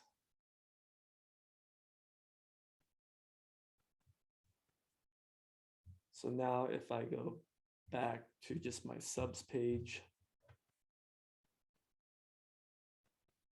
I still have my sub show. That's the one we did yesterday. Go back. But now I have this new one, this topic index, which takes me there. And then I can go back to subs. So now I can go to my foods. There's my food index. See how it's, so for food, there's my Mexican and Thai, my JavaScript. That's all the JavaScript stuff. And Flat Earth has nothing. Questions on that? I would actually probably just choose one of these to use, like my sub show or topics index. They kind of like are this, you kind of see how they're like the same thing with this has many. Like this sub show would go to the JavaScript. I should probably list all the topics here. Same thing with this topic index. They just go to 2 different controllers. Like what I would probably want to do is either just have one of those methods, or I could almost copy and paste. Well, could almost copy and paste what I have in my topics controller and like throw that inside of my, well, let's do it like this. I could go to my subs controller, my index method, render topics.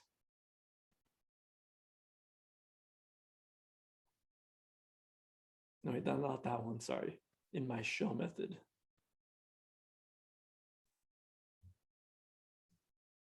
Sub, you can just render now topics.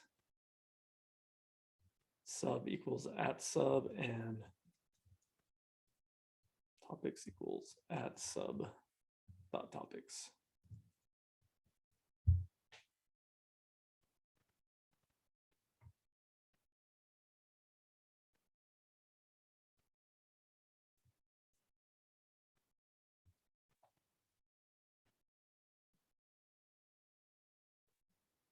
So now they kind of do the same thing.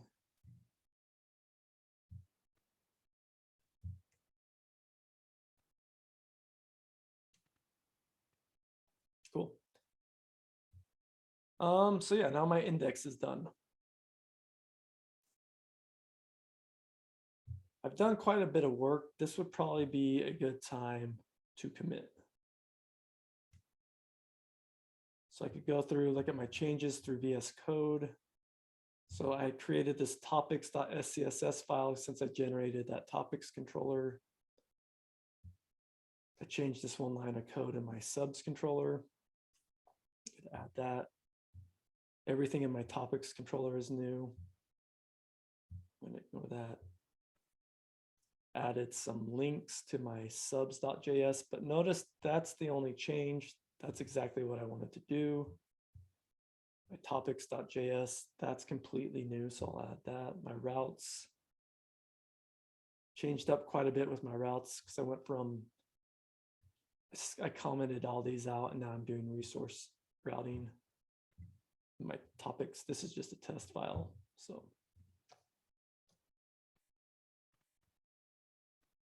So then I'll go ahead and do a commit message and it set up.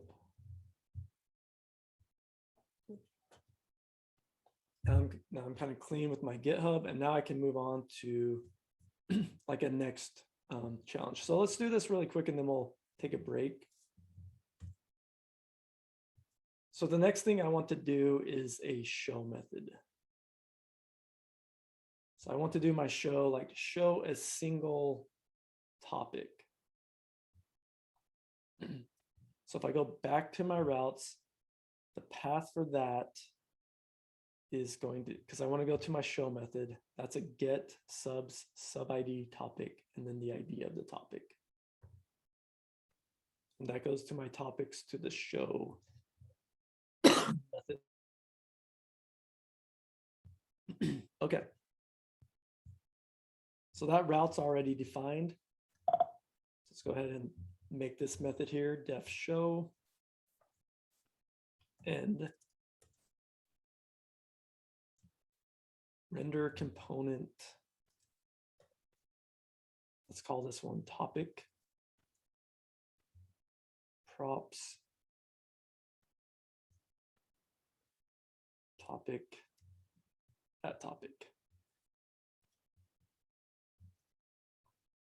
And I'm also, just for reference, going to throw this in here.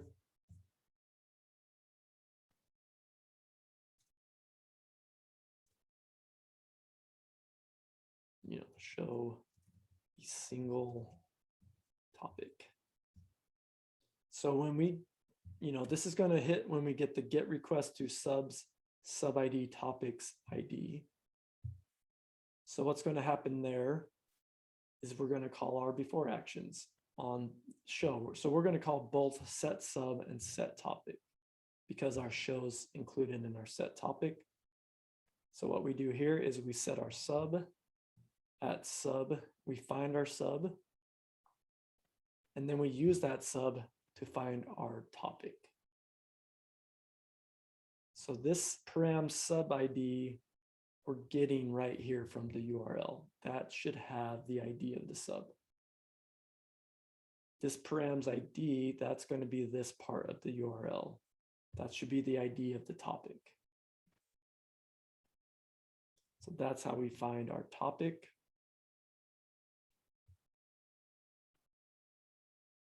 And then we're going to render a component called topic and pass it that instance variable as our value.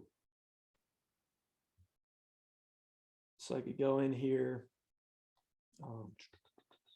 Let's see here.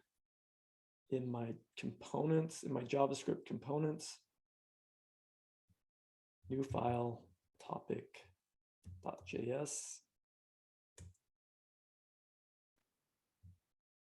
Let's go import React from React. Let's just do our const topic. It's going to take in props, return.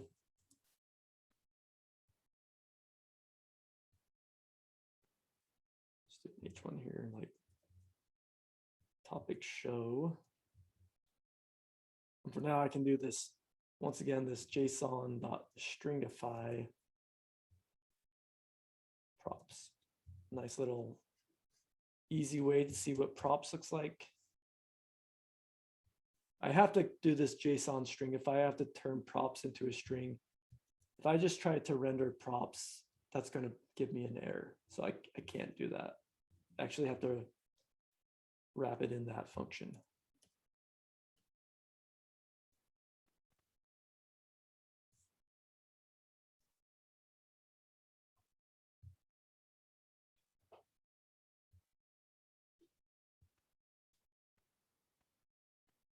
Cool. Go ahead and slack that out too.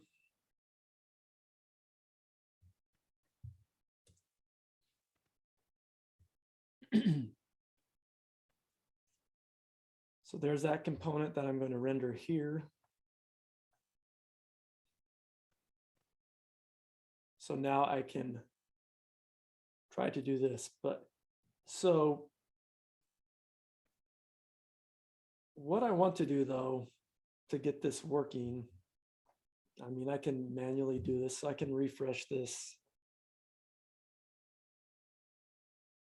Go to like my topics index. So now I can see I have a sub 7 topics, and then I just need to give it the ID of a topic to hit that route. So let's do 11. Let's just manually put it in. There's my topic show. So I do a get request. So there's my subs 7 topics 11. So there's my topic ID 11, sub ID 7. And there we go. So that's looking good. So a couple things though, let's add the view link here.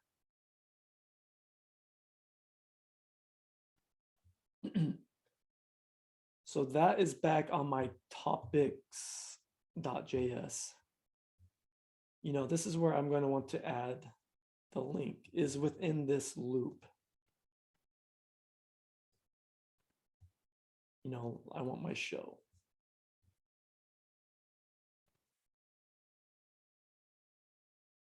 So what's the link here? So I want to go to my, show topic. Now, I think as you're starting out with this, these can be hard to memorize. So using this rel info routes, I think is going to be really useful. I want to go to my topic show. So I need to create a route that matches this. So I can just copy that, and use backticks, throw that inside of here. Now this is where I'm actually generating the route. So I can't, use the sub ID and ID. I actually need the ID of the actual sub. So that's going to be props.sub.id.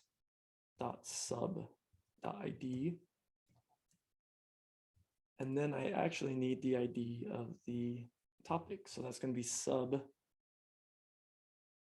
or it's not sub because I'm looping through my topics here. So topic, it's right here. And once again, this is another reason I like to print these out because I can kind of see them. I can do topic .id.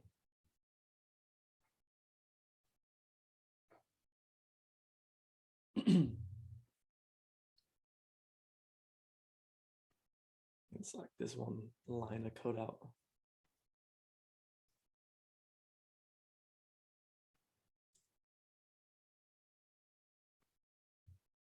Then I can go here, refresh. Now I have the show links. Another way I can check the URLs is I can, click on here or hover over it and do an inspect. And if I'm on console, I want to go to elements. So this is a way I can inspect what the actual HTML looks like. And this link, it has the href subs 7 topics 11. See, and that's matching that 11 ID right there. So this is topic ID 12 that has sub 7 topics 12. This one has the ID 13. I look at the href, that's sub 7 topics 13. So the 7 is all the same because we're on this sub JavaScript with sub ID 7. And then when I click on any of those shows, those are going to take me to, that's going to match the topic ID 12, 12. 11 right there, sub 7 topics 11.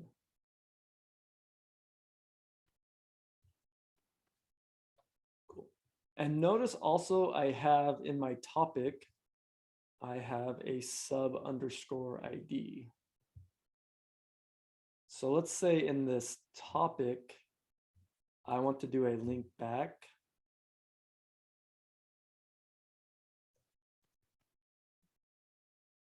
Like I want this to say like back, just to go back to the topic. Well, now this was the one I was thinking of where I messed it up. This is the one where I want to go back to the sub show page or the sub or the topics index page. So that's going to be /subs.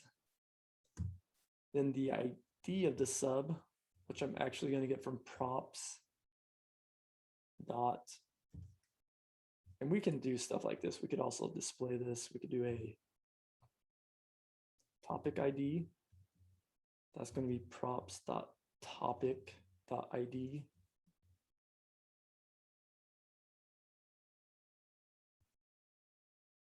And the sub ID is going to be props dot topic dot sub underscore ID.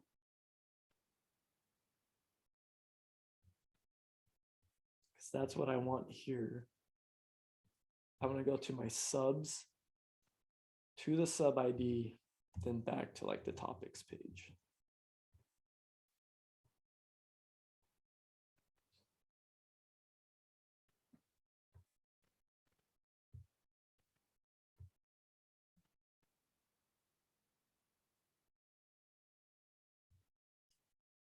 It's kind of maybe slowly getting some navigation going here. So my topic ID is 11. That's good. That's matching what it is in my URL. The sub ID is 7. That's what it's in my URL. I have this back button. That takes me back to subs 7 topics. I'm back to this show page.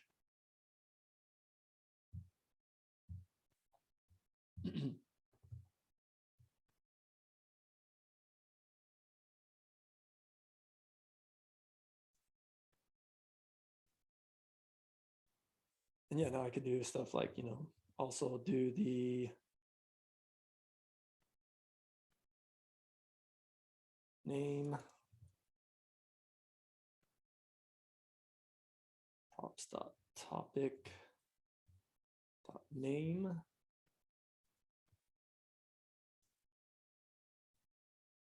and the body.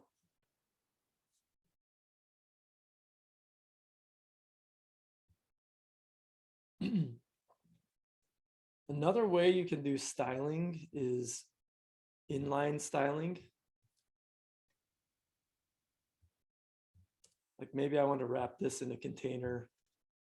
You can do a class name, but I can also do just HTML inline styling, which is actually going to be JavaScript. So how it normally works, if this was HTML, I would use an attribute style, and then I could do like, margin 10 pixels. But this isn't Java, this isn't HTML, this is JavaScript. So actually what I need to do is I need to create a JavaScript object. So I need these double brackets. And then I could put that in a string. That would give me some margin, like I could do a border.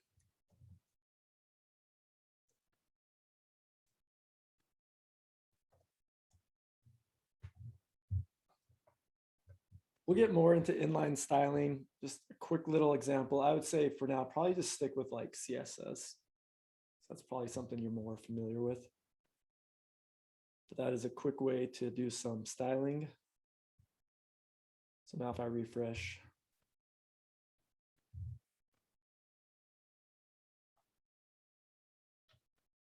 there's the name, JS Arrays, all about arrays.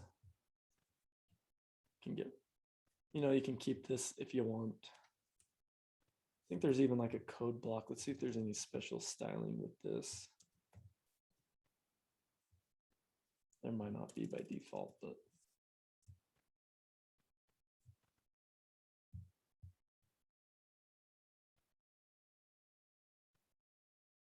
that changes the text a little. But there's my topic show. I'll slack that out.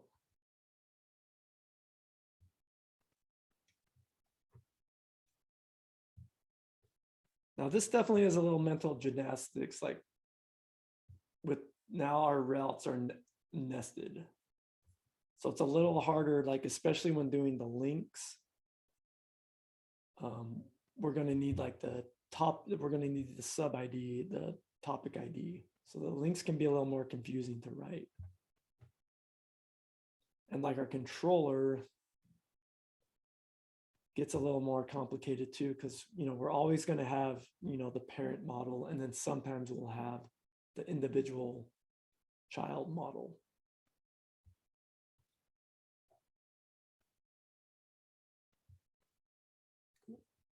But let's take a break. I will push this up to GitHub. Let's come back at, what time is it? Let's say 12:05. I'll stick around if there's any questions. We'll also push this up to GitHub. And if you need me to slack out any code, I can slack out some code as well.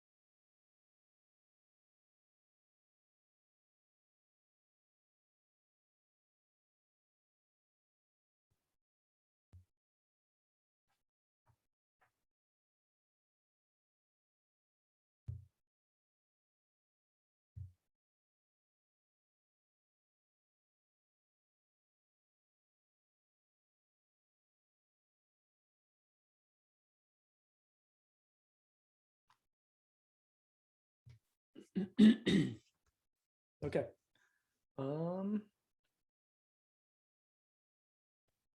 Let's go ahead and just get started with this, back into it. So let's start my server.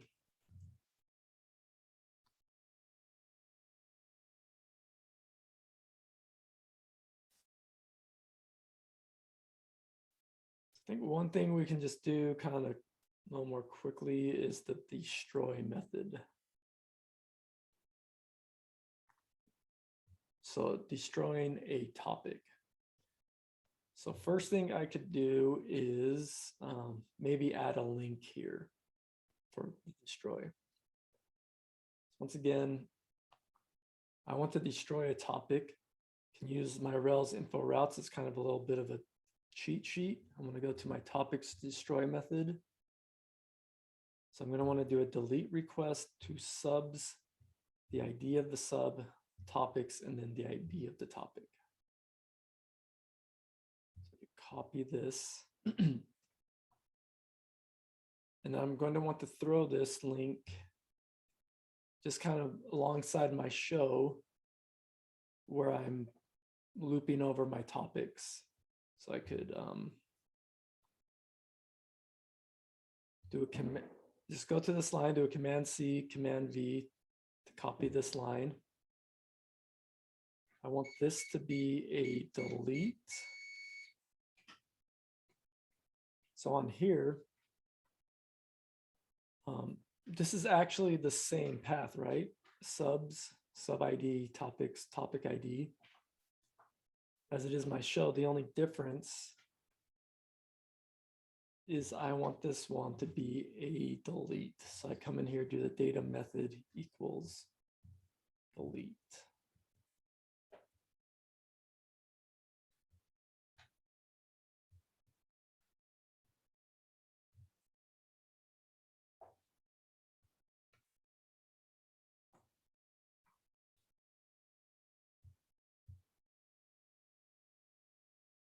Remember, A tags by default do a get request. So if I want to do a delete, I have to say, make this a delete request. But now that should match. That should be doing a delete request to that path. So I can go test that out.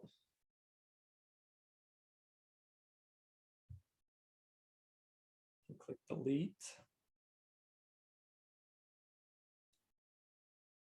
Sweet. Now that's good, right? This is a good error because it's just letting me know, hey, the action destroy could not be found in the topics controller, which is kind of what I would be expecting because that's where I want to go, but I have not defined that method. So now I could go to my topics controller. I'm going to copy this little note here. This is really going to be the same as show. It's just going to be a different method, delete. To this URL, it's going to be delete a single topic. So def destroy.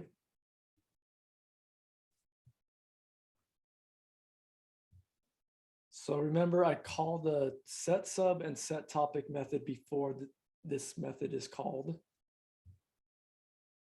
So I could just do a at topic, because that's going to be defined, dot destroy. And then for this one, I kind of would maybe want to decide where I want to go. Could look at my routes. I'd say maybe it makes sense to go back to like my topics show page. So I could use the subs topic path helper. And that's going to take me back to my topics index. So what I could say here is, destroy that and then redirect to that subtopics path.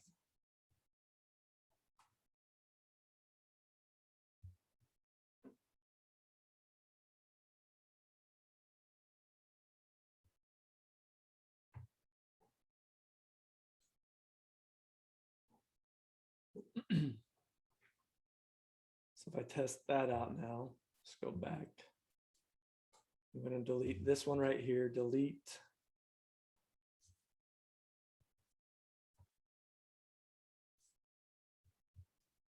And that now takes me back. That does the destroy and then actually does another reload of this function.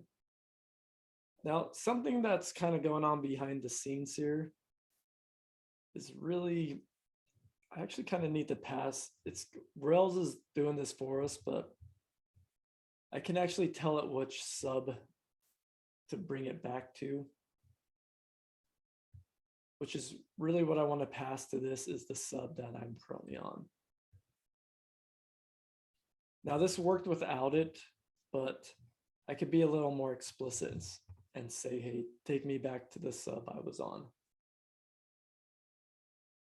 Because remember,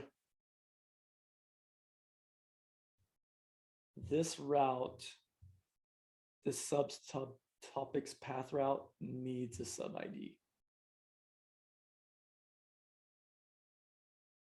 So Rails is just will automatically use the one that's in the URL, but if I wanted to be explicit and say which one to use, I could pass it right there. I could actually just say, add sub.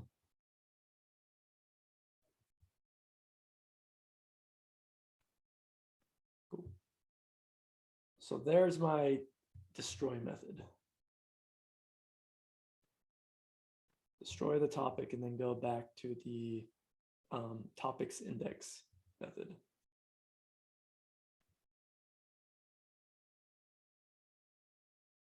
Sweet.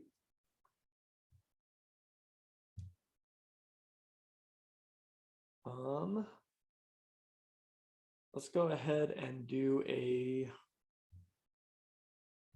let's do our create. Let's create a topic. So I'm going to do that here in my, I'm going to create the link here in my topics page.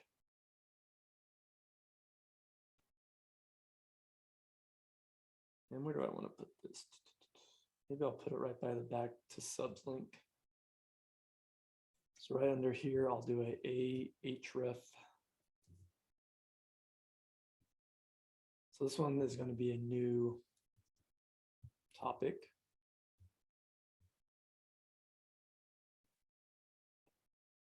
So once again, if you ever can't memorize the routes, use this. I want to do a new topic. I want the form. So it's going to be a get request sub ID topic / new.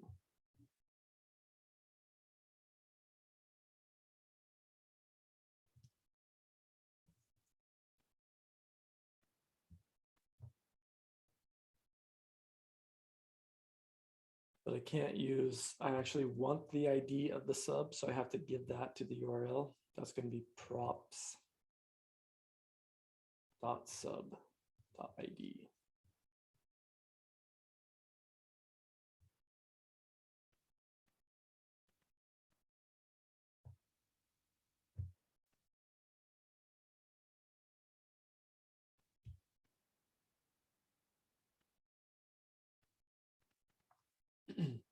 And even though we don't have this method set up, I can still go, like, this would be a good time to test it. Because, right now I kind of expect, I don't have the new method defined, but I can at least test my link, see that it's working. Cool. So that goes to sub 7 topics new. And there's my error. The action new method cannot be found.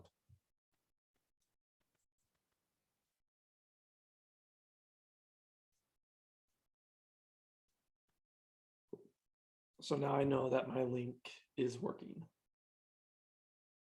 So now I could go fix that next there.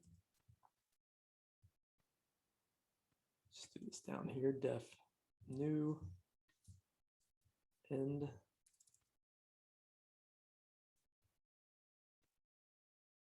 I can just leave myself a comment like this is a get to subs.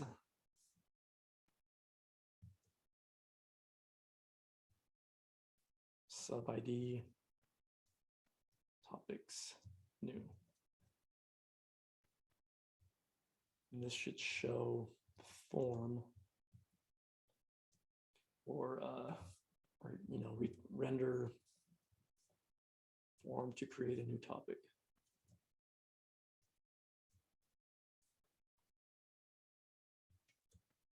So let's do that. Render new topic, or sorry, render component.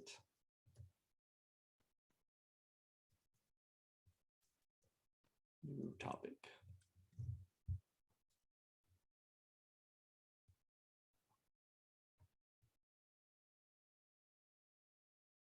So now I can just kind of follow my old flow. Let's just create this file, new topic.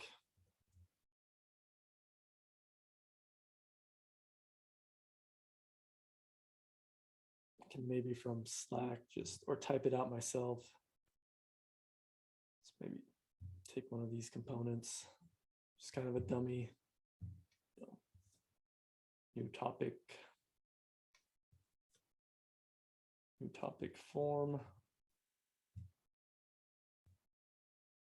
And sure, let's stringify. Let's see if we even have any props, because I haven't even added any in my controller, but let's just see what that says.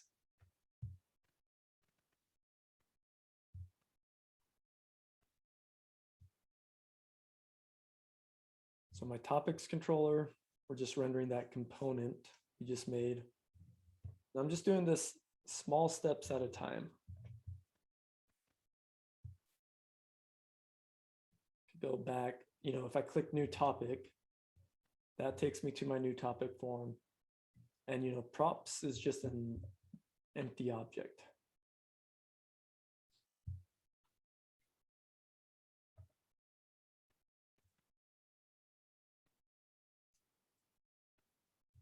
Cool. So let's write out our form.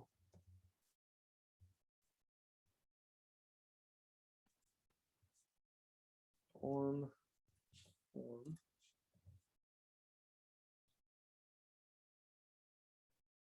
So we're going to have I'll just do a paragraph for, what do we have? We have is it a name and body?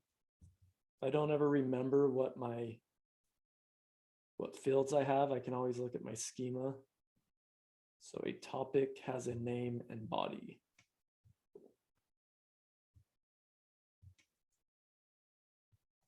Input. Remember for this, I give it the name of I give it the name attribute. That's an HTML attribute. I give it the name of my model topic. And then the name of the attribute. In this case, it also happens to be name. And then we're also going to have one for body. Input the name for this, give it the name of my model topic, the name of the attribute, which is body.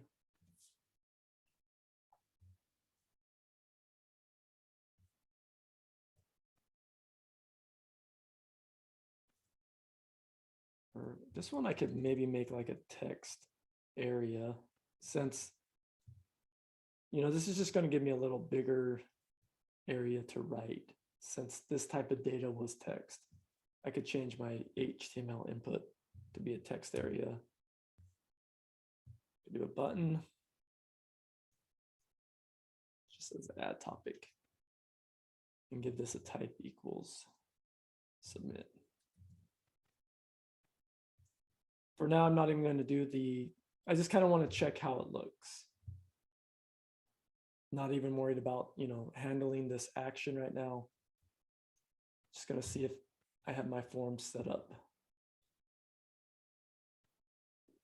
So I have my name, my body. I have this text area that like allows me to like make this bigger if I want. So they could like write in multiple lines of text here. Cool. So remember with the form, this is going to have a action.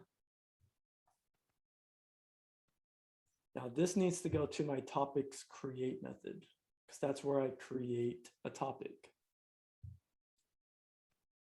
to the database. So that needs to match, that needs to be a post request to my sub ID topics. So that's my action. So I'm going to need to interpolate this. And the method is going to be a post. Now, I actually need the sub ID here.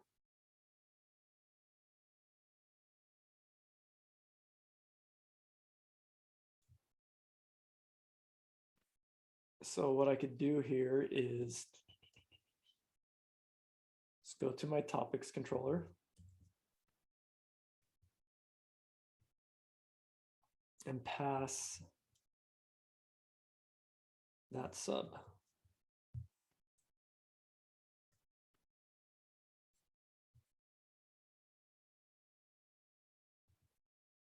I'm just going to say in notes, it says something like this. It says like at topic equals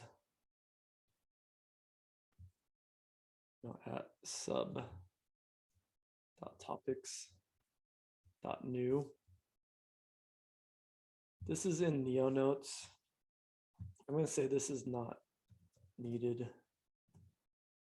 Just another, this is like a Rails ERB thing. I just want to like say that is in the notes. We don't really need a topic. What we need, I'll just leave this as a note. What we really need here is the ID of the sub. I will say this, like we would need topic if we are doing error handling, which we're not. So we're not going to pass that. Just trying to keep this simple for now.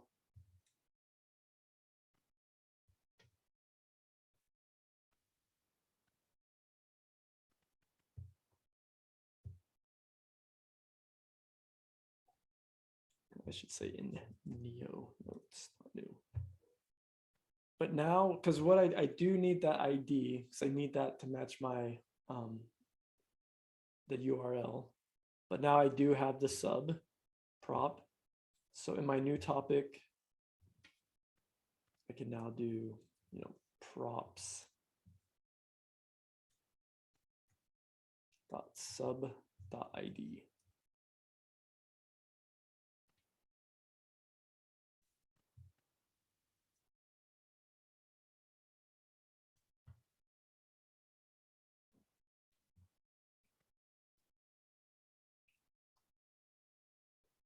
And I would say for all of your components, just to help you develop, to stringify your props, because then you have an easy way to inspect what your props look like. Like this can be a nice little helper right here if you have this on all of your components, because then you have an easy way to look to see what props look like. So now I can refresh this.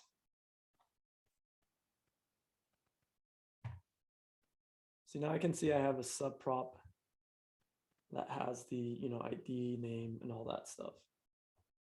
You wouldn't want this if this was like a real app, but it's more just to help you develop. So now I can do like a name, test, body, yo, click add topic. And now we hit this error, but this is a good error because we're not hitting the create method. And then I could look at my params. Do I have any params? Did it get that far? Yeah, I have my params. And let's just do a little review about sanitizing. So I can do params dot require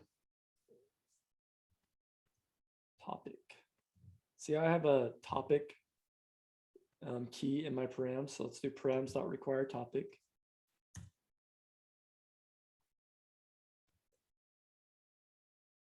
So then I could do a dot permit.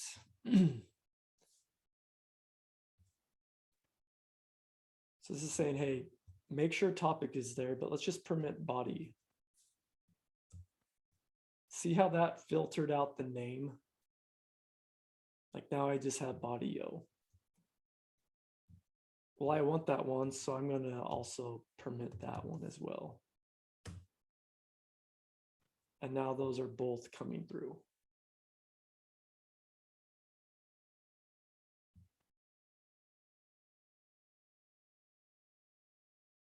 Cool.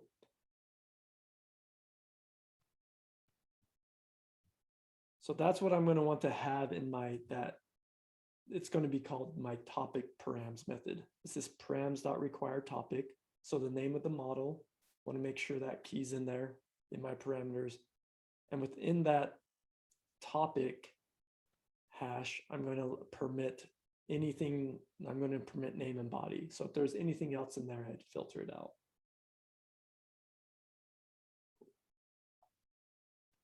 So let's go to my topics controller. And now let's do our def create. So this is going to be a post. If we get a post to subs, colon sub ID, topics. We'll hit here. So let's also, let's go ahead and define our def topic params method, which is just going to do what I just did in the terminal. Just going to do my params require topic. So it's going to make sure that's there. If it's not, this will break. And then within that, parameter is going to make sure it's going to allow the name key and the body key, which are the attributes in our database.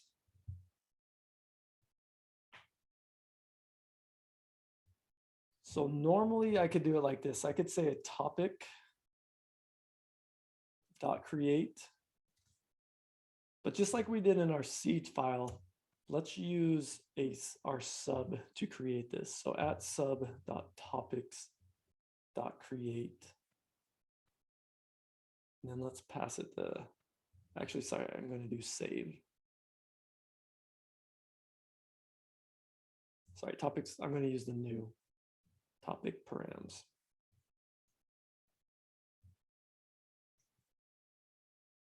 Remember how I create a new one in memory? Create new topic in memory, not the database. Then we try to save it.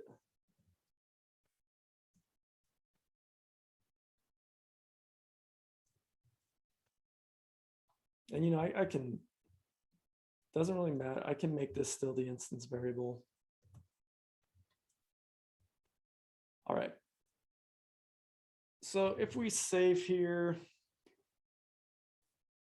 there's a couple options. I'm going to do the one that's in Neo.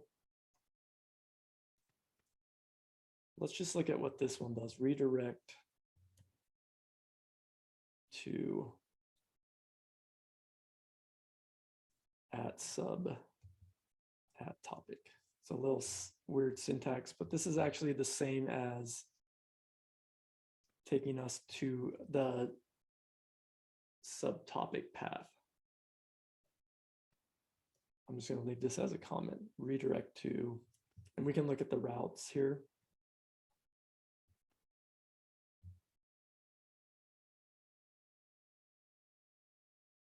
This subs topic path or subtopic path. If we want to go to say like the show page, notice the only difference here, this is singular. So I'm going to copy this. Let's say for this one, we want to go to the sub page, or sorry, to the topic show page.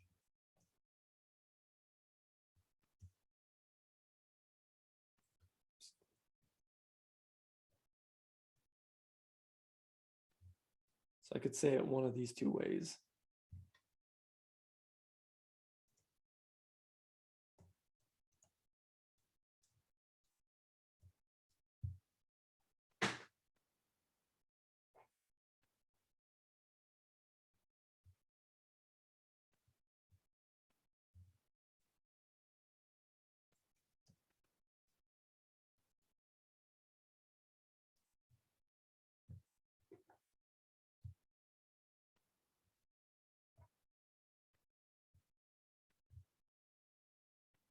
So if I want to go to the topic show page, I could use this subtopic path method helper, pass it the sub and the topic, or I can do this little shorthand. So let's just look and see if this works. So let's go to our, let's just go back to our new form. Just refresh. New topic.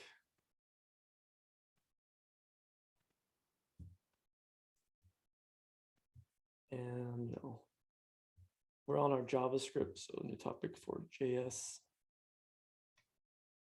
Add topic. And notice that takes us to our topic show page. New topic for JS. If I go back, that will take me to my JavaScript, to the sub show page, or the topic, the subs topics index.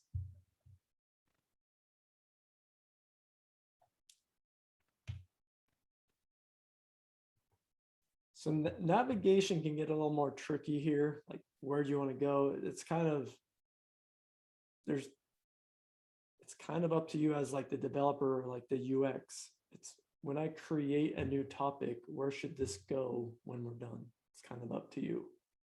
Should it go to the topic show page?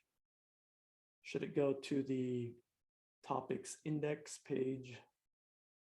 It could go to the sub show page.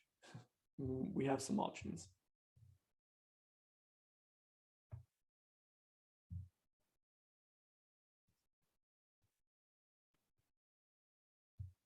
Once we separate like Rails from React and we just use Rails as an API, yeah, creating a UX, there's definitely not going to be a standard. It's like the ways of creating UXs are going to become like exponential. We could technically do all of this on one page. But for now, we're going to have all these separate pages. Any questions on that new method and the new and create?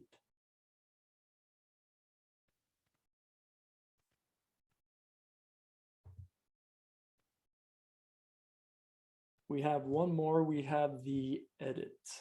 Actually, something I might want on this new topic form,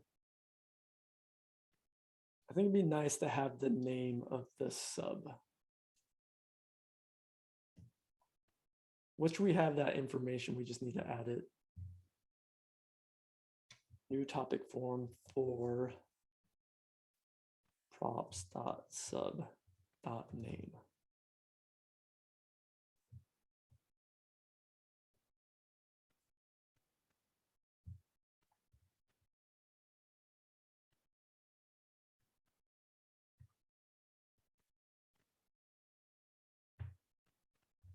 I'm going to recommend when you do this testing.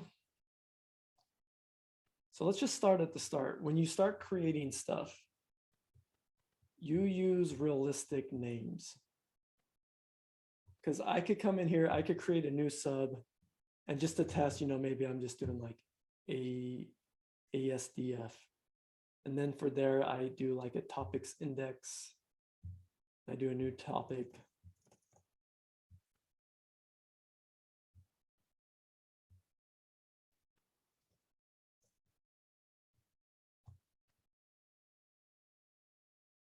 This can maybe be a little confusing if I have stuff right, because I'm not naming it right. It can maybe be a little hard to follow.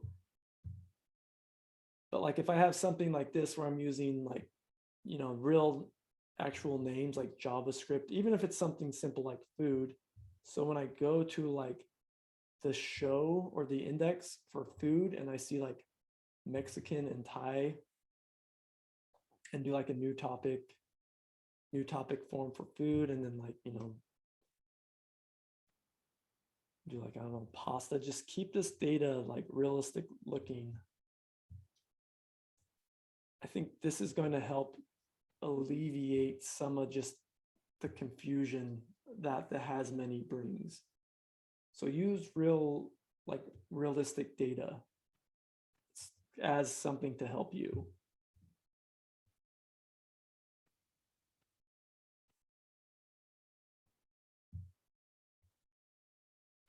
Does that make sense?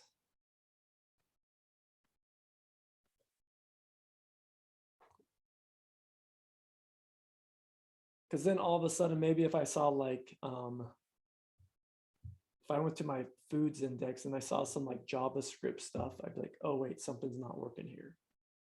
Can be another way to just double check stuff.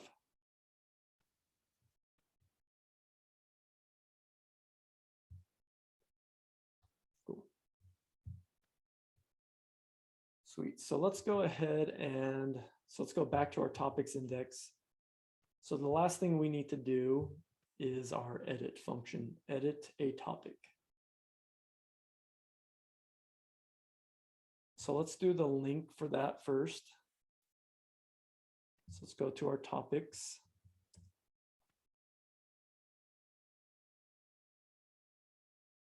Let's go ahead and copy one of these links. Edit. So for the edit, I want to go get the form first. That's my edit method. So that needs to be a get request to sub ID topics ID edit. So all I need to append here is /edit.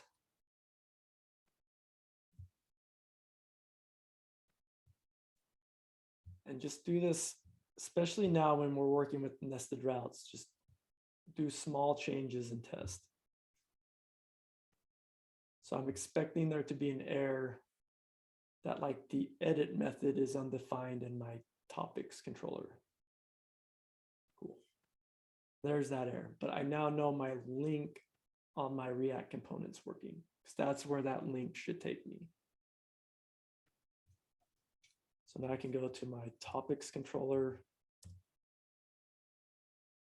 and work on this. So we have a def edit.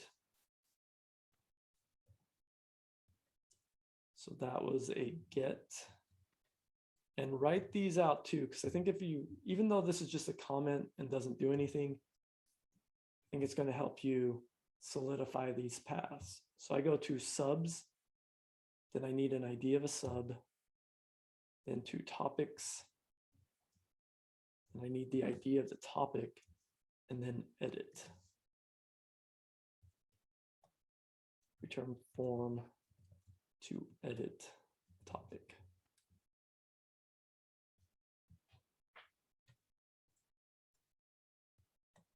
So render component.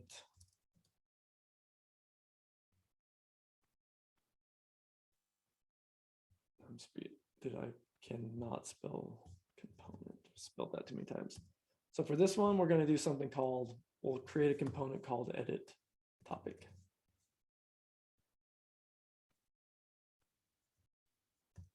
And for this one, I'm going to want, let's just pass it the sub. I mean, we have it here. We might as well just pass it. We're also going to want the topic, right? So we're going to want this pre-populated.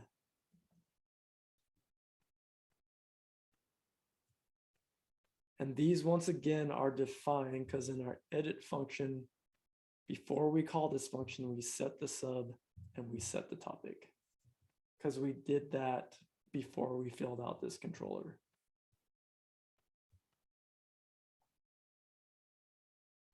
Cool. So now I could go to my components, make this file, edit topic.js. just write this out, import React, or you could copy one. I could maybe just, since we have the new form, let's just go ahead and copy that inside of here because it's going to be similar.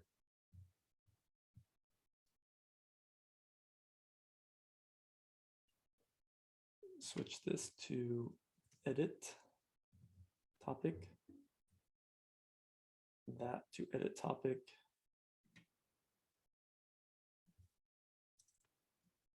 Edit. We'll worry about this stuff later and switch this to edit.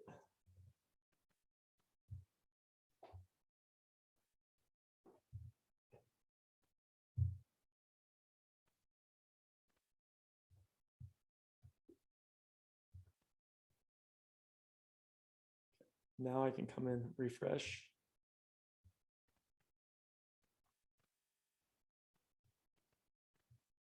Cool, there's my edit topic form for JavaScript. Might even want to put the topic in there as well, but we'll pre-populate these. And then if I look at my props, I have my sub. There's my sub. I also have my topic. There's my topic.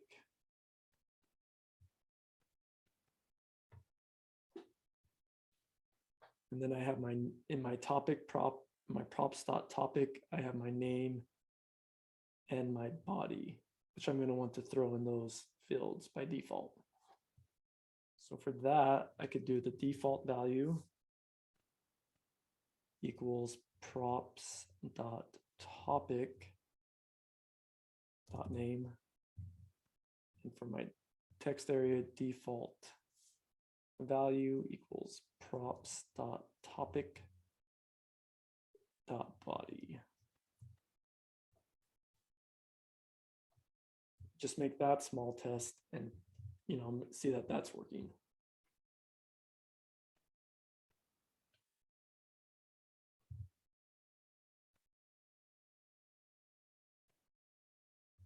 Maybe I don't need this anymore.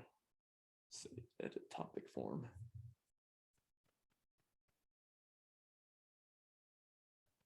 Actually, we can leave that in there. That doesn't hurt. Okay, the next thing I need to do is get my path right, because that's not right. Because I want this to go to the update method. That's going to be a patch or put to subs, sub ID, topics, and then the ID of the topic. So I need to add to my URL the props.topic.id.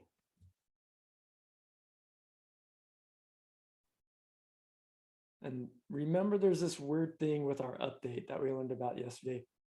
I'm going to send this as a post. But in here, I'm going to do a hidden input. So what this is going to do, it's going to get sent to Rails as a post request. Then Rails is going to unpack this and it's going to convert it into a patch request. But so name, this is going to be a method. You can kind of just copy this, and then the method is going to be, the value is going to be patch.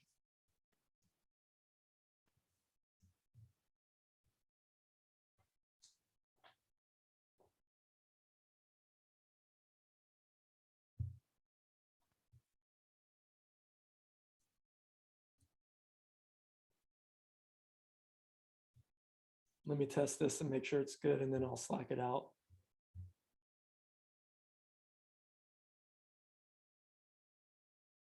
JS array. I mean, this isn't going to work, but the form should at least take me to that update method. So my form's good because it's taking me to the update method in topics controller. If I look at params,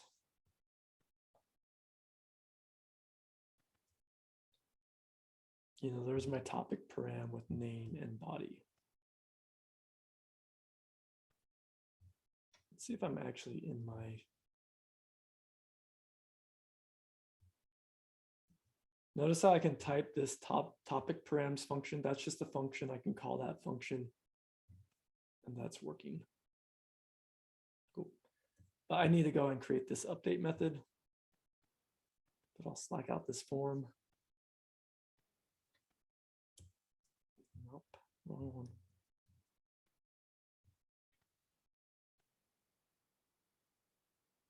Cool. So let's go to our topics controller. One last thing we need to do, just the edit method. Sorry, update. And so this is a put or patch request.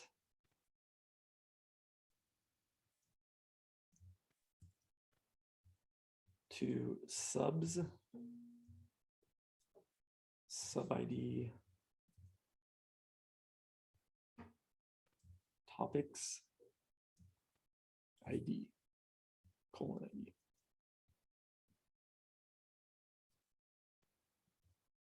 And here we can update topic.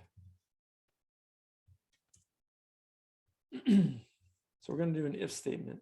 If at topic, because remember our update method is one where we set our topic through our params ID. So if at topic dot update, and then we'll pass it our method topic params, which will sanitize our parameters. Just going to finish this else statement. So if we update, let's just do what we did here. Redirect to our show page of our topic. And then I'll just leave this comment here. If it doesn't update, then we'll do our error handling.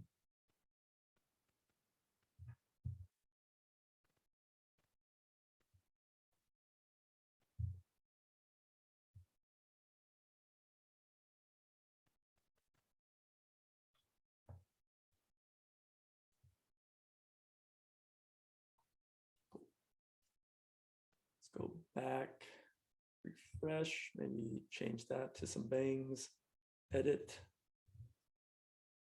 There we go. Those have been updated.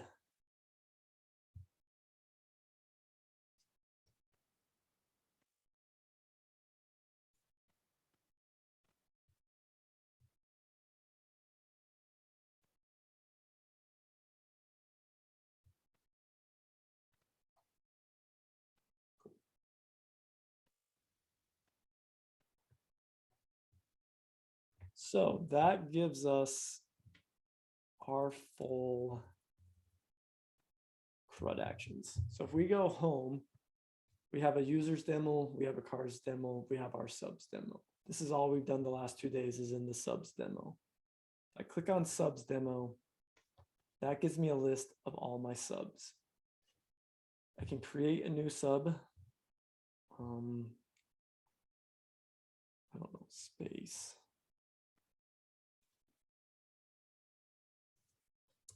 I can create a new sub. I can go to that show page, and for that, I can create new topics.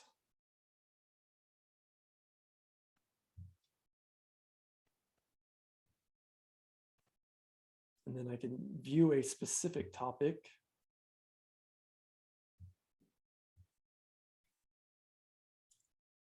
Magnets. I don't know, gravity.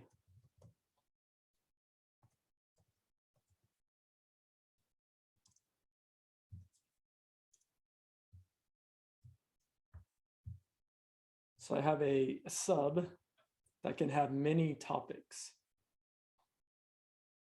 I can edit a topic.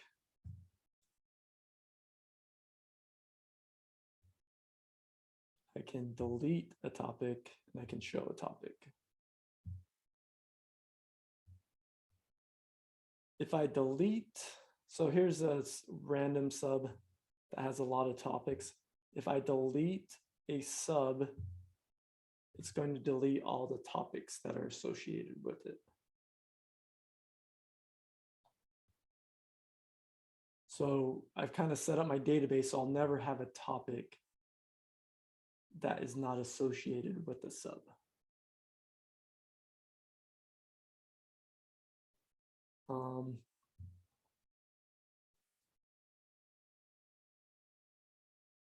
So yeah, this is definitely, there's a lot going on here. This is where it's, you know, hopefully over the last couple of days, you got some experience, you know, with one model, reading this table, getting a little more familiar with this table.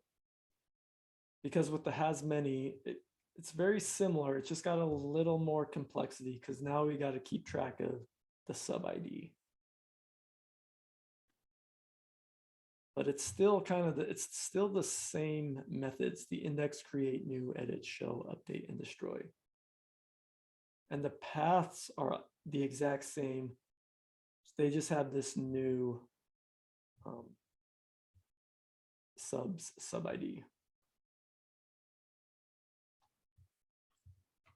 Let me just give you this, like for the bonus, if we do another, we're not gonna, maybe we can do a little of this tomorrow. But let's say we have a topic has many comments. How you'd want to generate these routes. So wait, what does a comment have?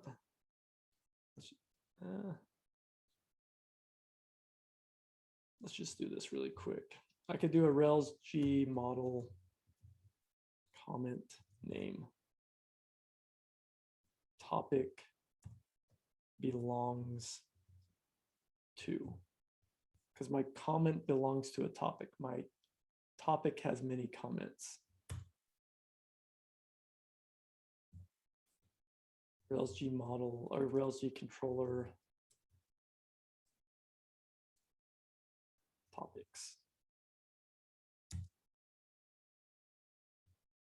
Oh, sorry, I already created that one. Comments. So now I'm going to do a comments controller. I've also created a model. So I need to do a Railsdb migrate.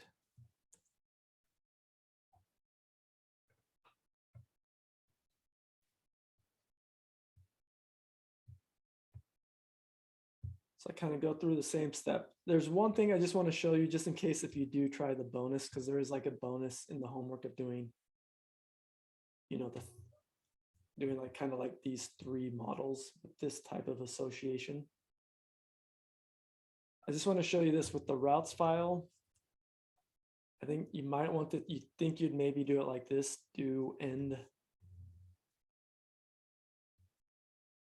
resources comments. I spell something wrong. Why am I getting an error? Oh, I have an extra end. If I do it this way, this will work. There's kind of just one thing that's going to start happening is my routes are going to start to now get really long. I really don't have to do it this way. How I could do it is I don't want to double nest that one. I could just do it like this. So I could nest my subs, my topics in my subs, and nest my comments in my topics.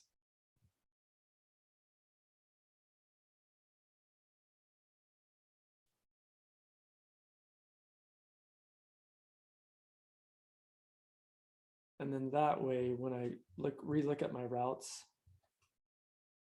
my comment ones, it's just I'm just gonna need the topic ID. So I don't need the subs, sub ID, comments, comment ID, or sorry, subs, sub ID, topic ID, comments ID. Now I just need the topic ID, and then the ID of the comment. So it just makes our routes a little less nested. So that's a cleaner way to do that.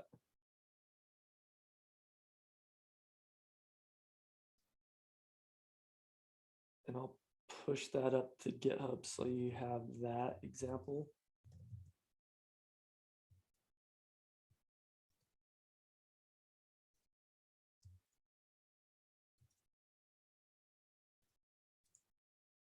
And maybe tomorrow we'll go build out some of the CRUD actions on this just as a review.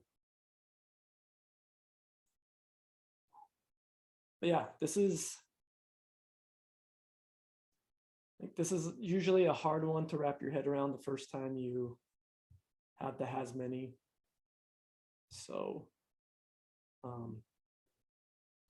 tomorrow's going to be a review. So I might talk about a little, like some more stuff about classes and object-oriented programming.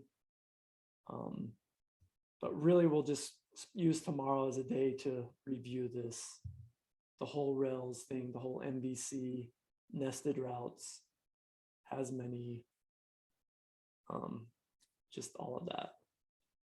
Any questions on this? Let me stop sharing. How are your minds feeling?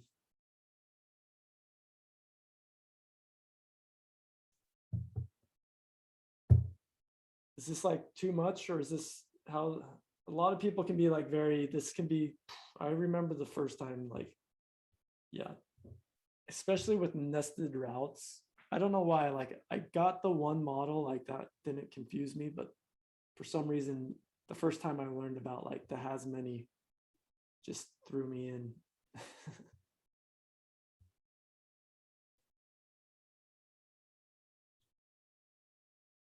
So, but if there's no questions, we can take off, come back at 2 for project time, and you'll just continue working on your homework. Let's just look at while this is fresh, let's look at the homework. It's going to be very similar to what we're doing now. So yesterday you should have done your department, and your department's going to have many items. So this is the exact same where we have our sub, and our sub has many topics. So it's going to be the same concept, just different names and different models, different model names, different controller names. But your code's going to look very similar. This is going to be the names that are changed. Your items controller is going to look very similar to the topics controller. Where you do these, before action, set department, before action, set item. You're going to have an item params, params.require item.permit whatever attributes you have on an item, name and price.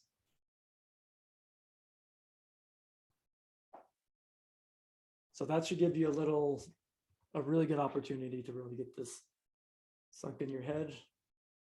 Remember to always use this routes file. This is kind of like that menu. This is like that kind of your instructions.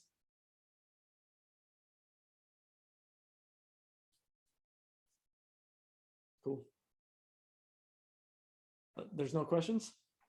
I have a question, but it's on, I'm getting an authenticity error, even though I have the protect from forgery with null session in my application controller. Okay, yeah, we can look at that. If you want to take off for lunch, you can. If not, you can stick around and look at this there. Have a good lunch, everyone.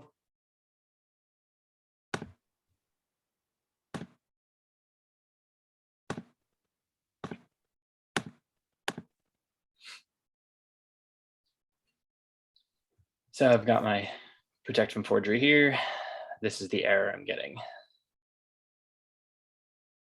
You go to your invalid, and that's when you go to stores. Oh, so this is for your department. This is when I'm trying to add a store, for instance, add a store Denny's, and I'm getting this. Okay, cool. So let me look at your server. My server. Because yeah, it's on the left one where you're getting that scroll up here. So there's your error. Keep scrolling up. Oh, let's keep going. Oh wait, just actually scroll down. Do a Control C. Just want to see something.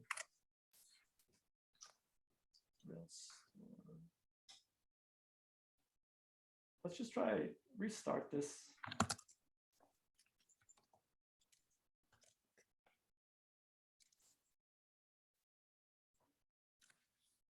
Go try to create that. Oh, wait. Go back to VS Code.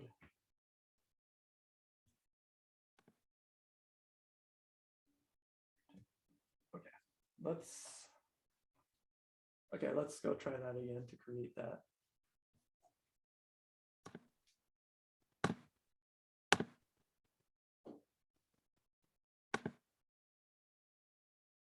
Go back, hit refresh here. Let's try that.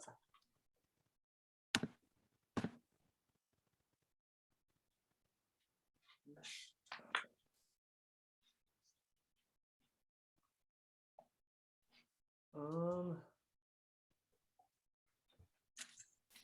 see this application.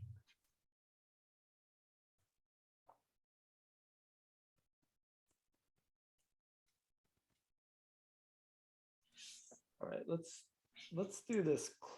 I just want to make sure this is the right. So go to VS Code. Just quit out if you're like, do a quit VS Code. So exit out, or? You can just hit the red X. Do you have any other VS Codes open? No. Okay, so go back to your terminal. Stop your server. Do a code dot. Just want to make sure. Okay, you have your application control. Protect them for your session. That's the right.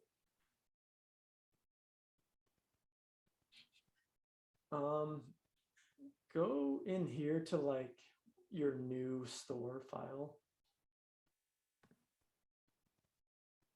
Like your actually go back to your controller. It's not even.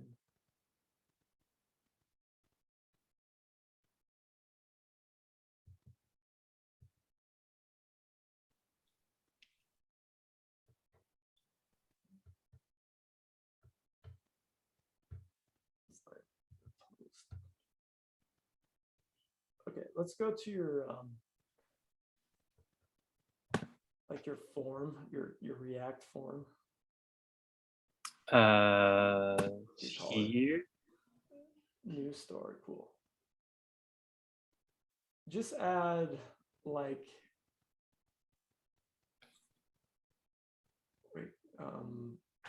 just change something in here. Yeah, what do you want me to change? Like, what's the name of your new store? Do 2 question marks. Doesn't really matter. I just want to like.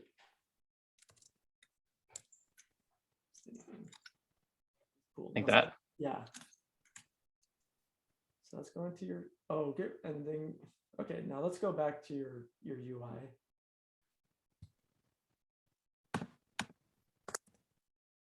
Oh, I forgot to. Yeah, so let's start your server.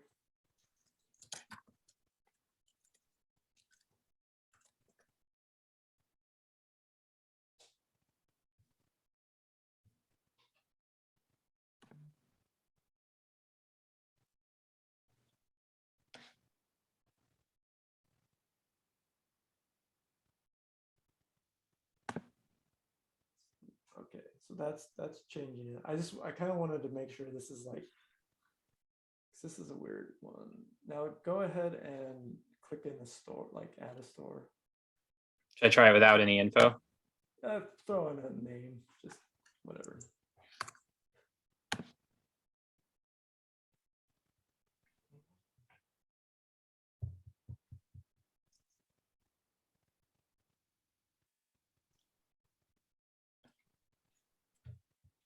Let me go back to your stores controller.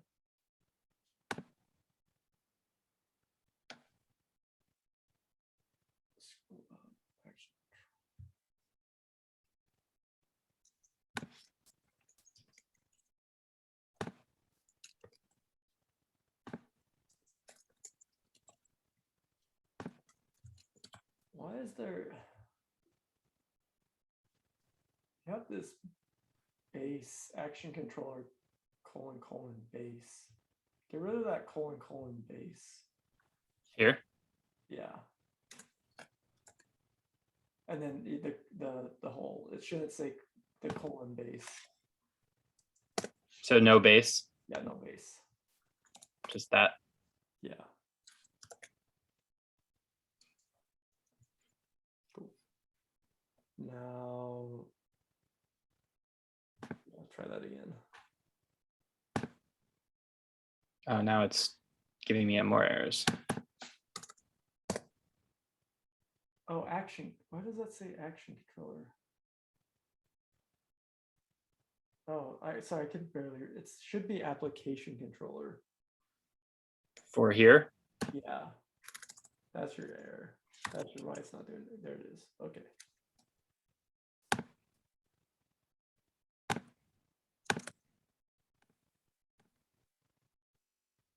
Cool.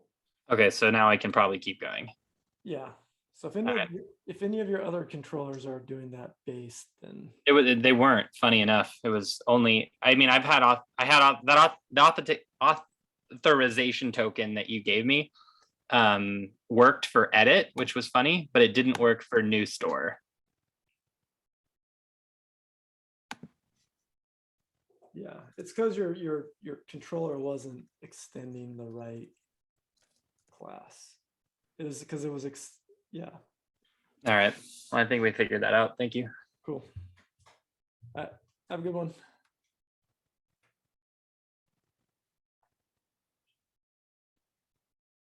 I'm gonna hop off.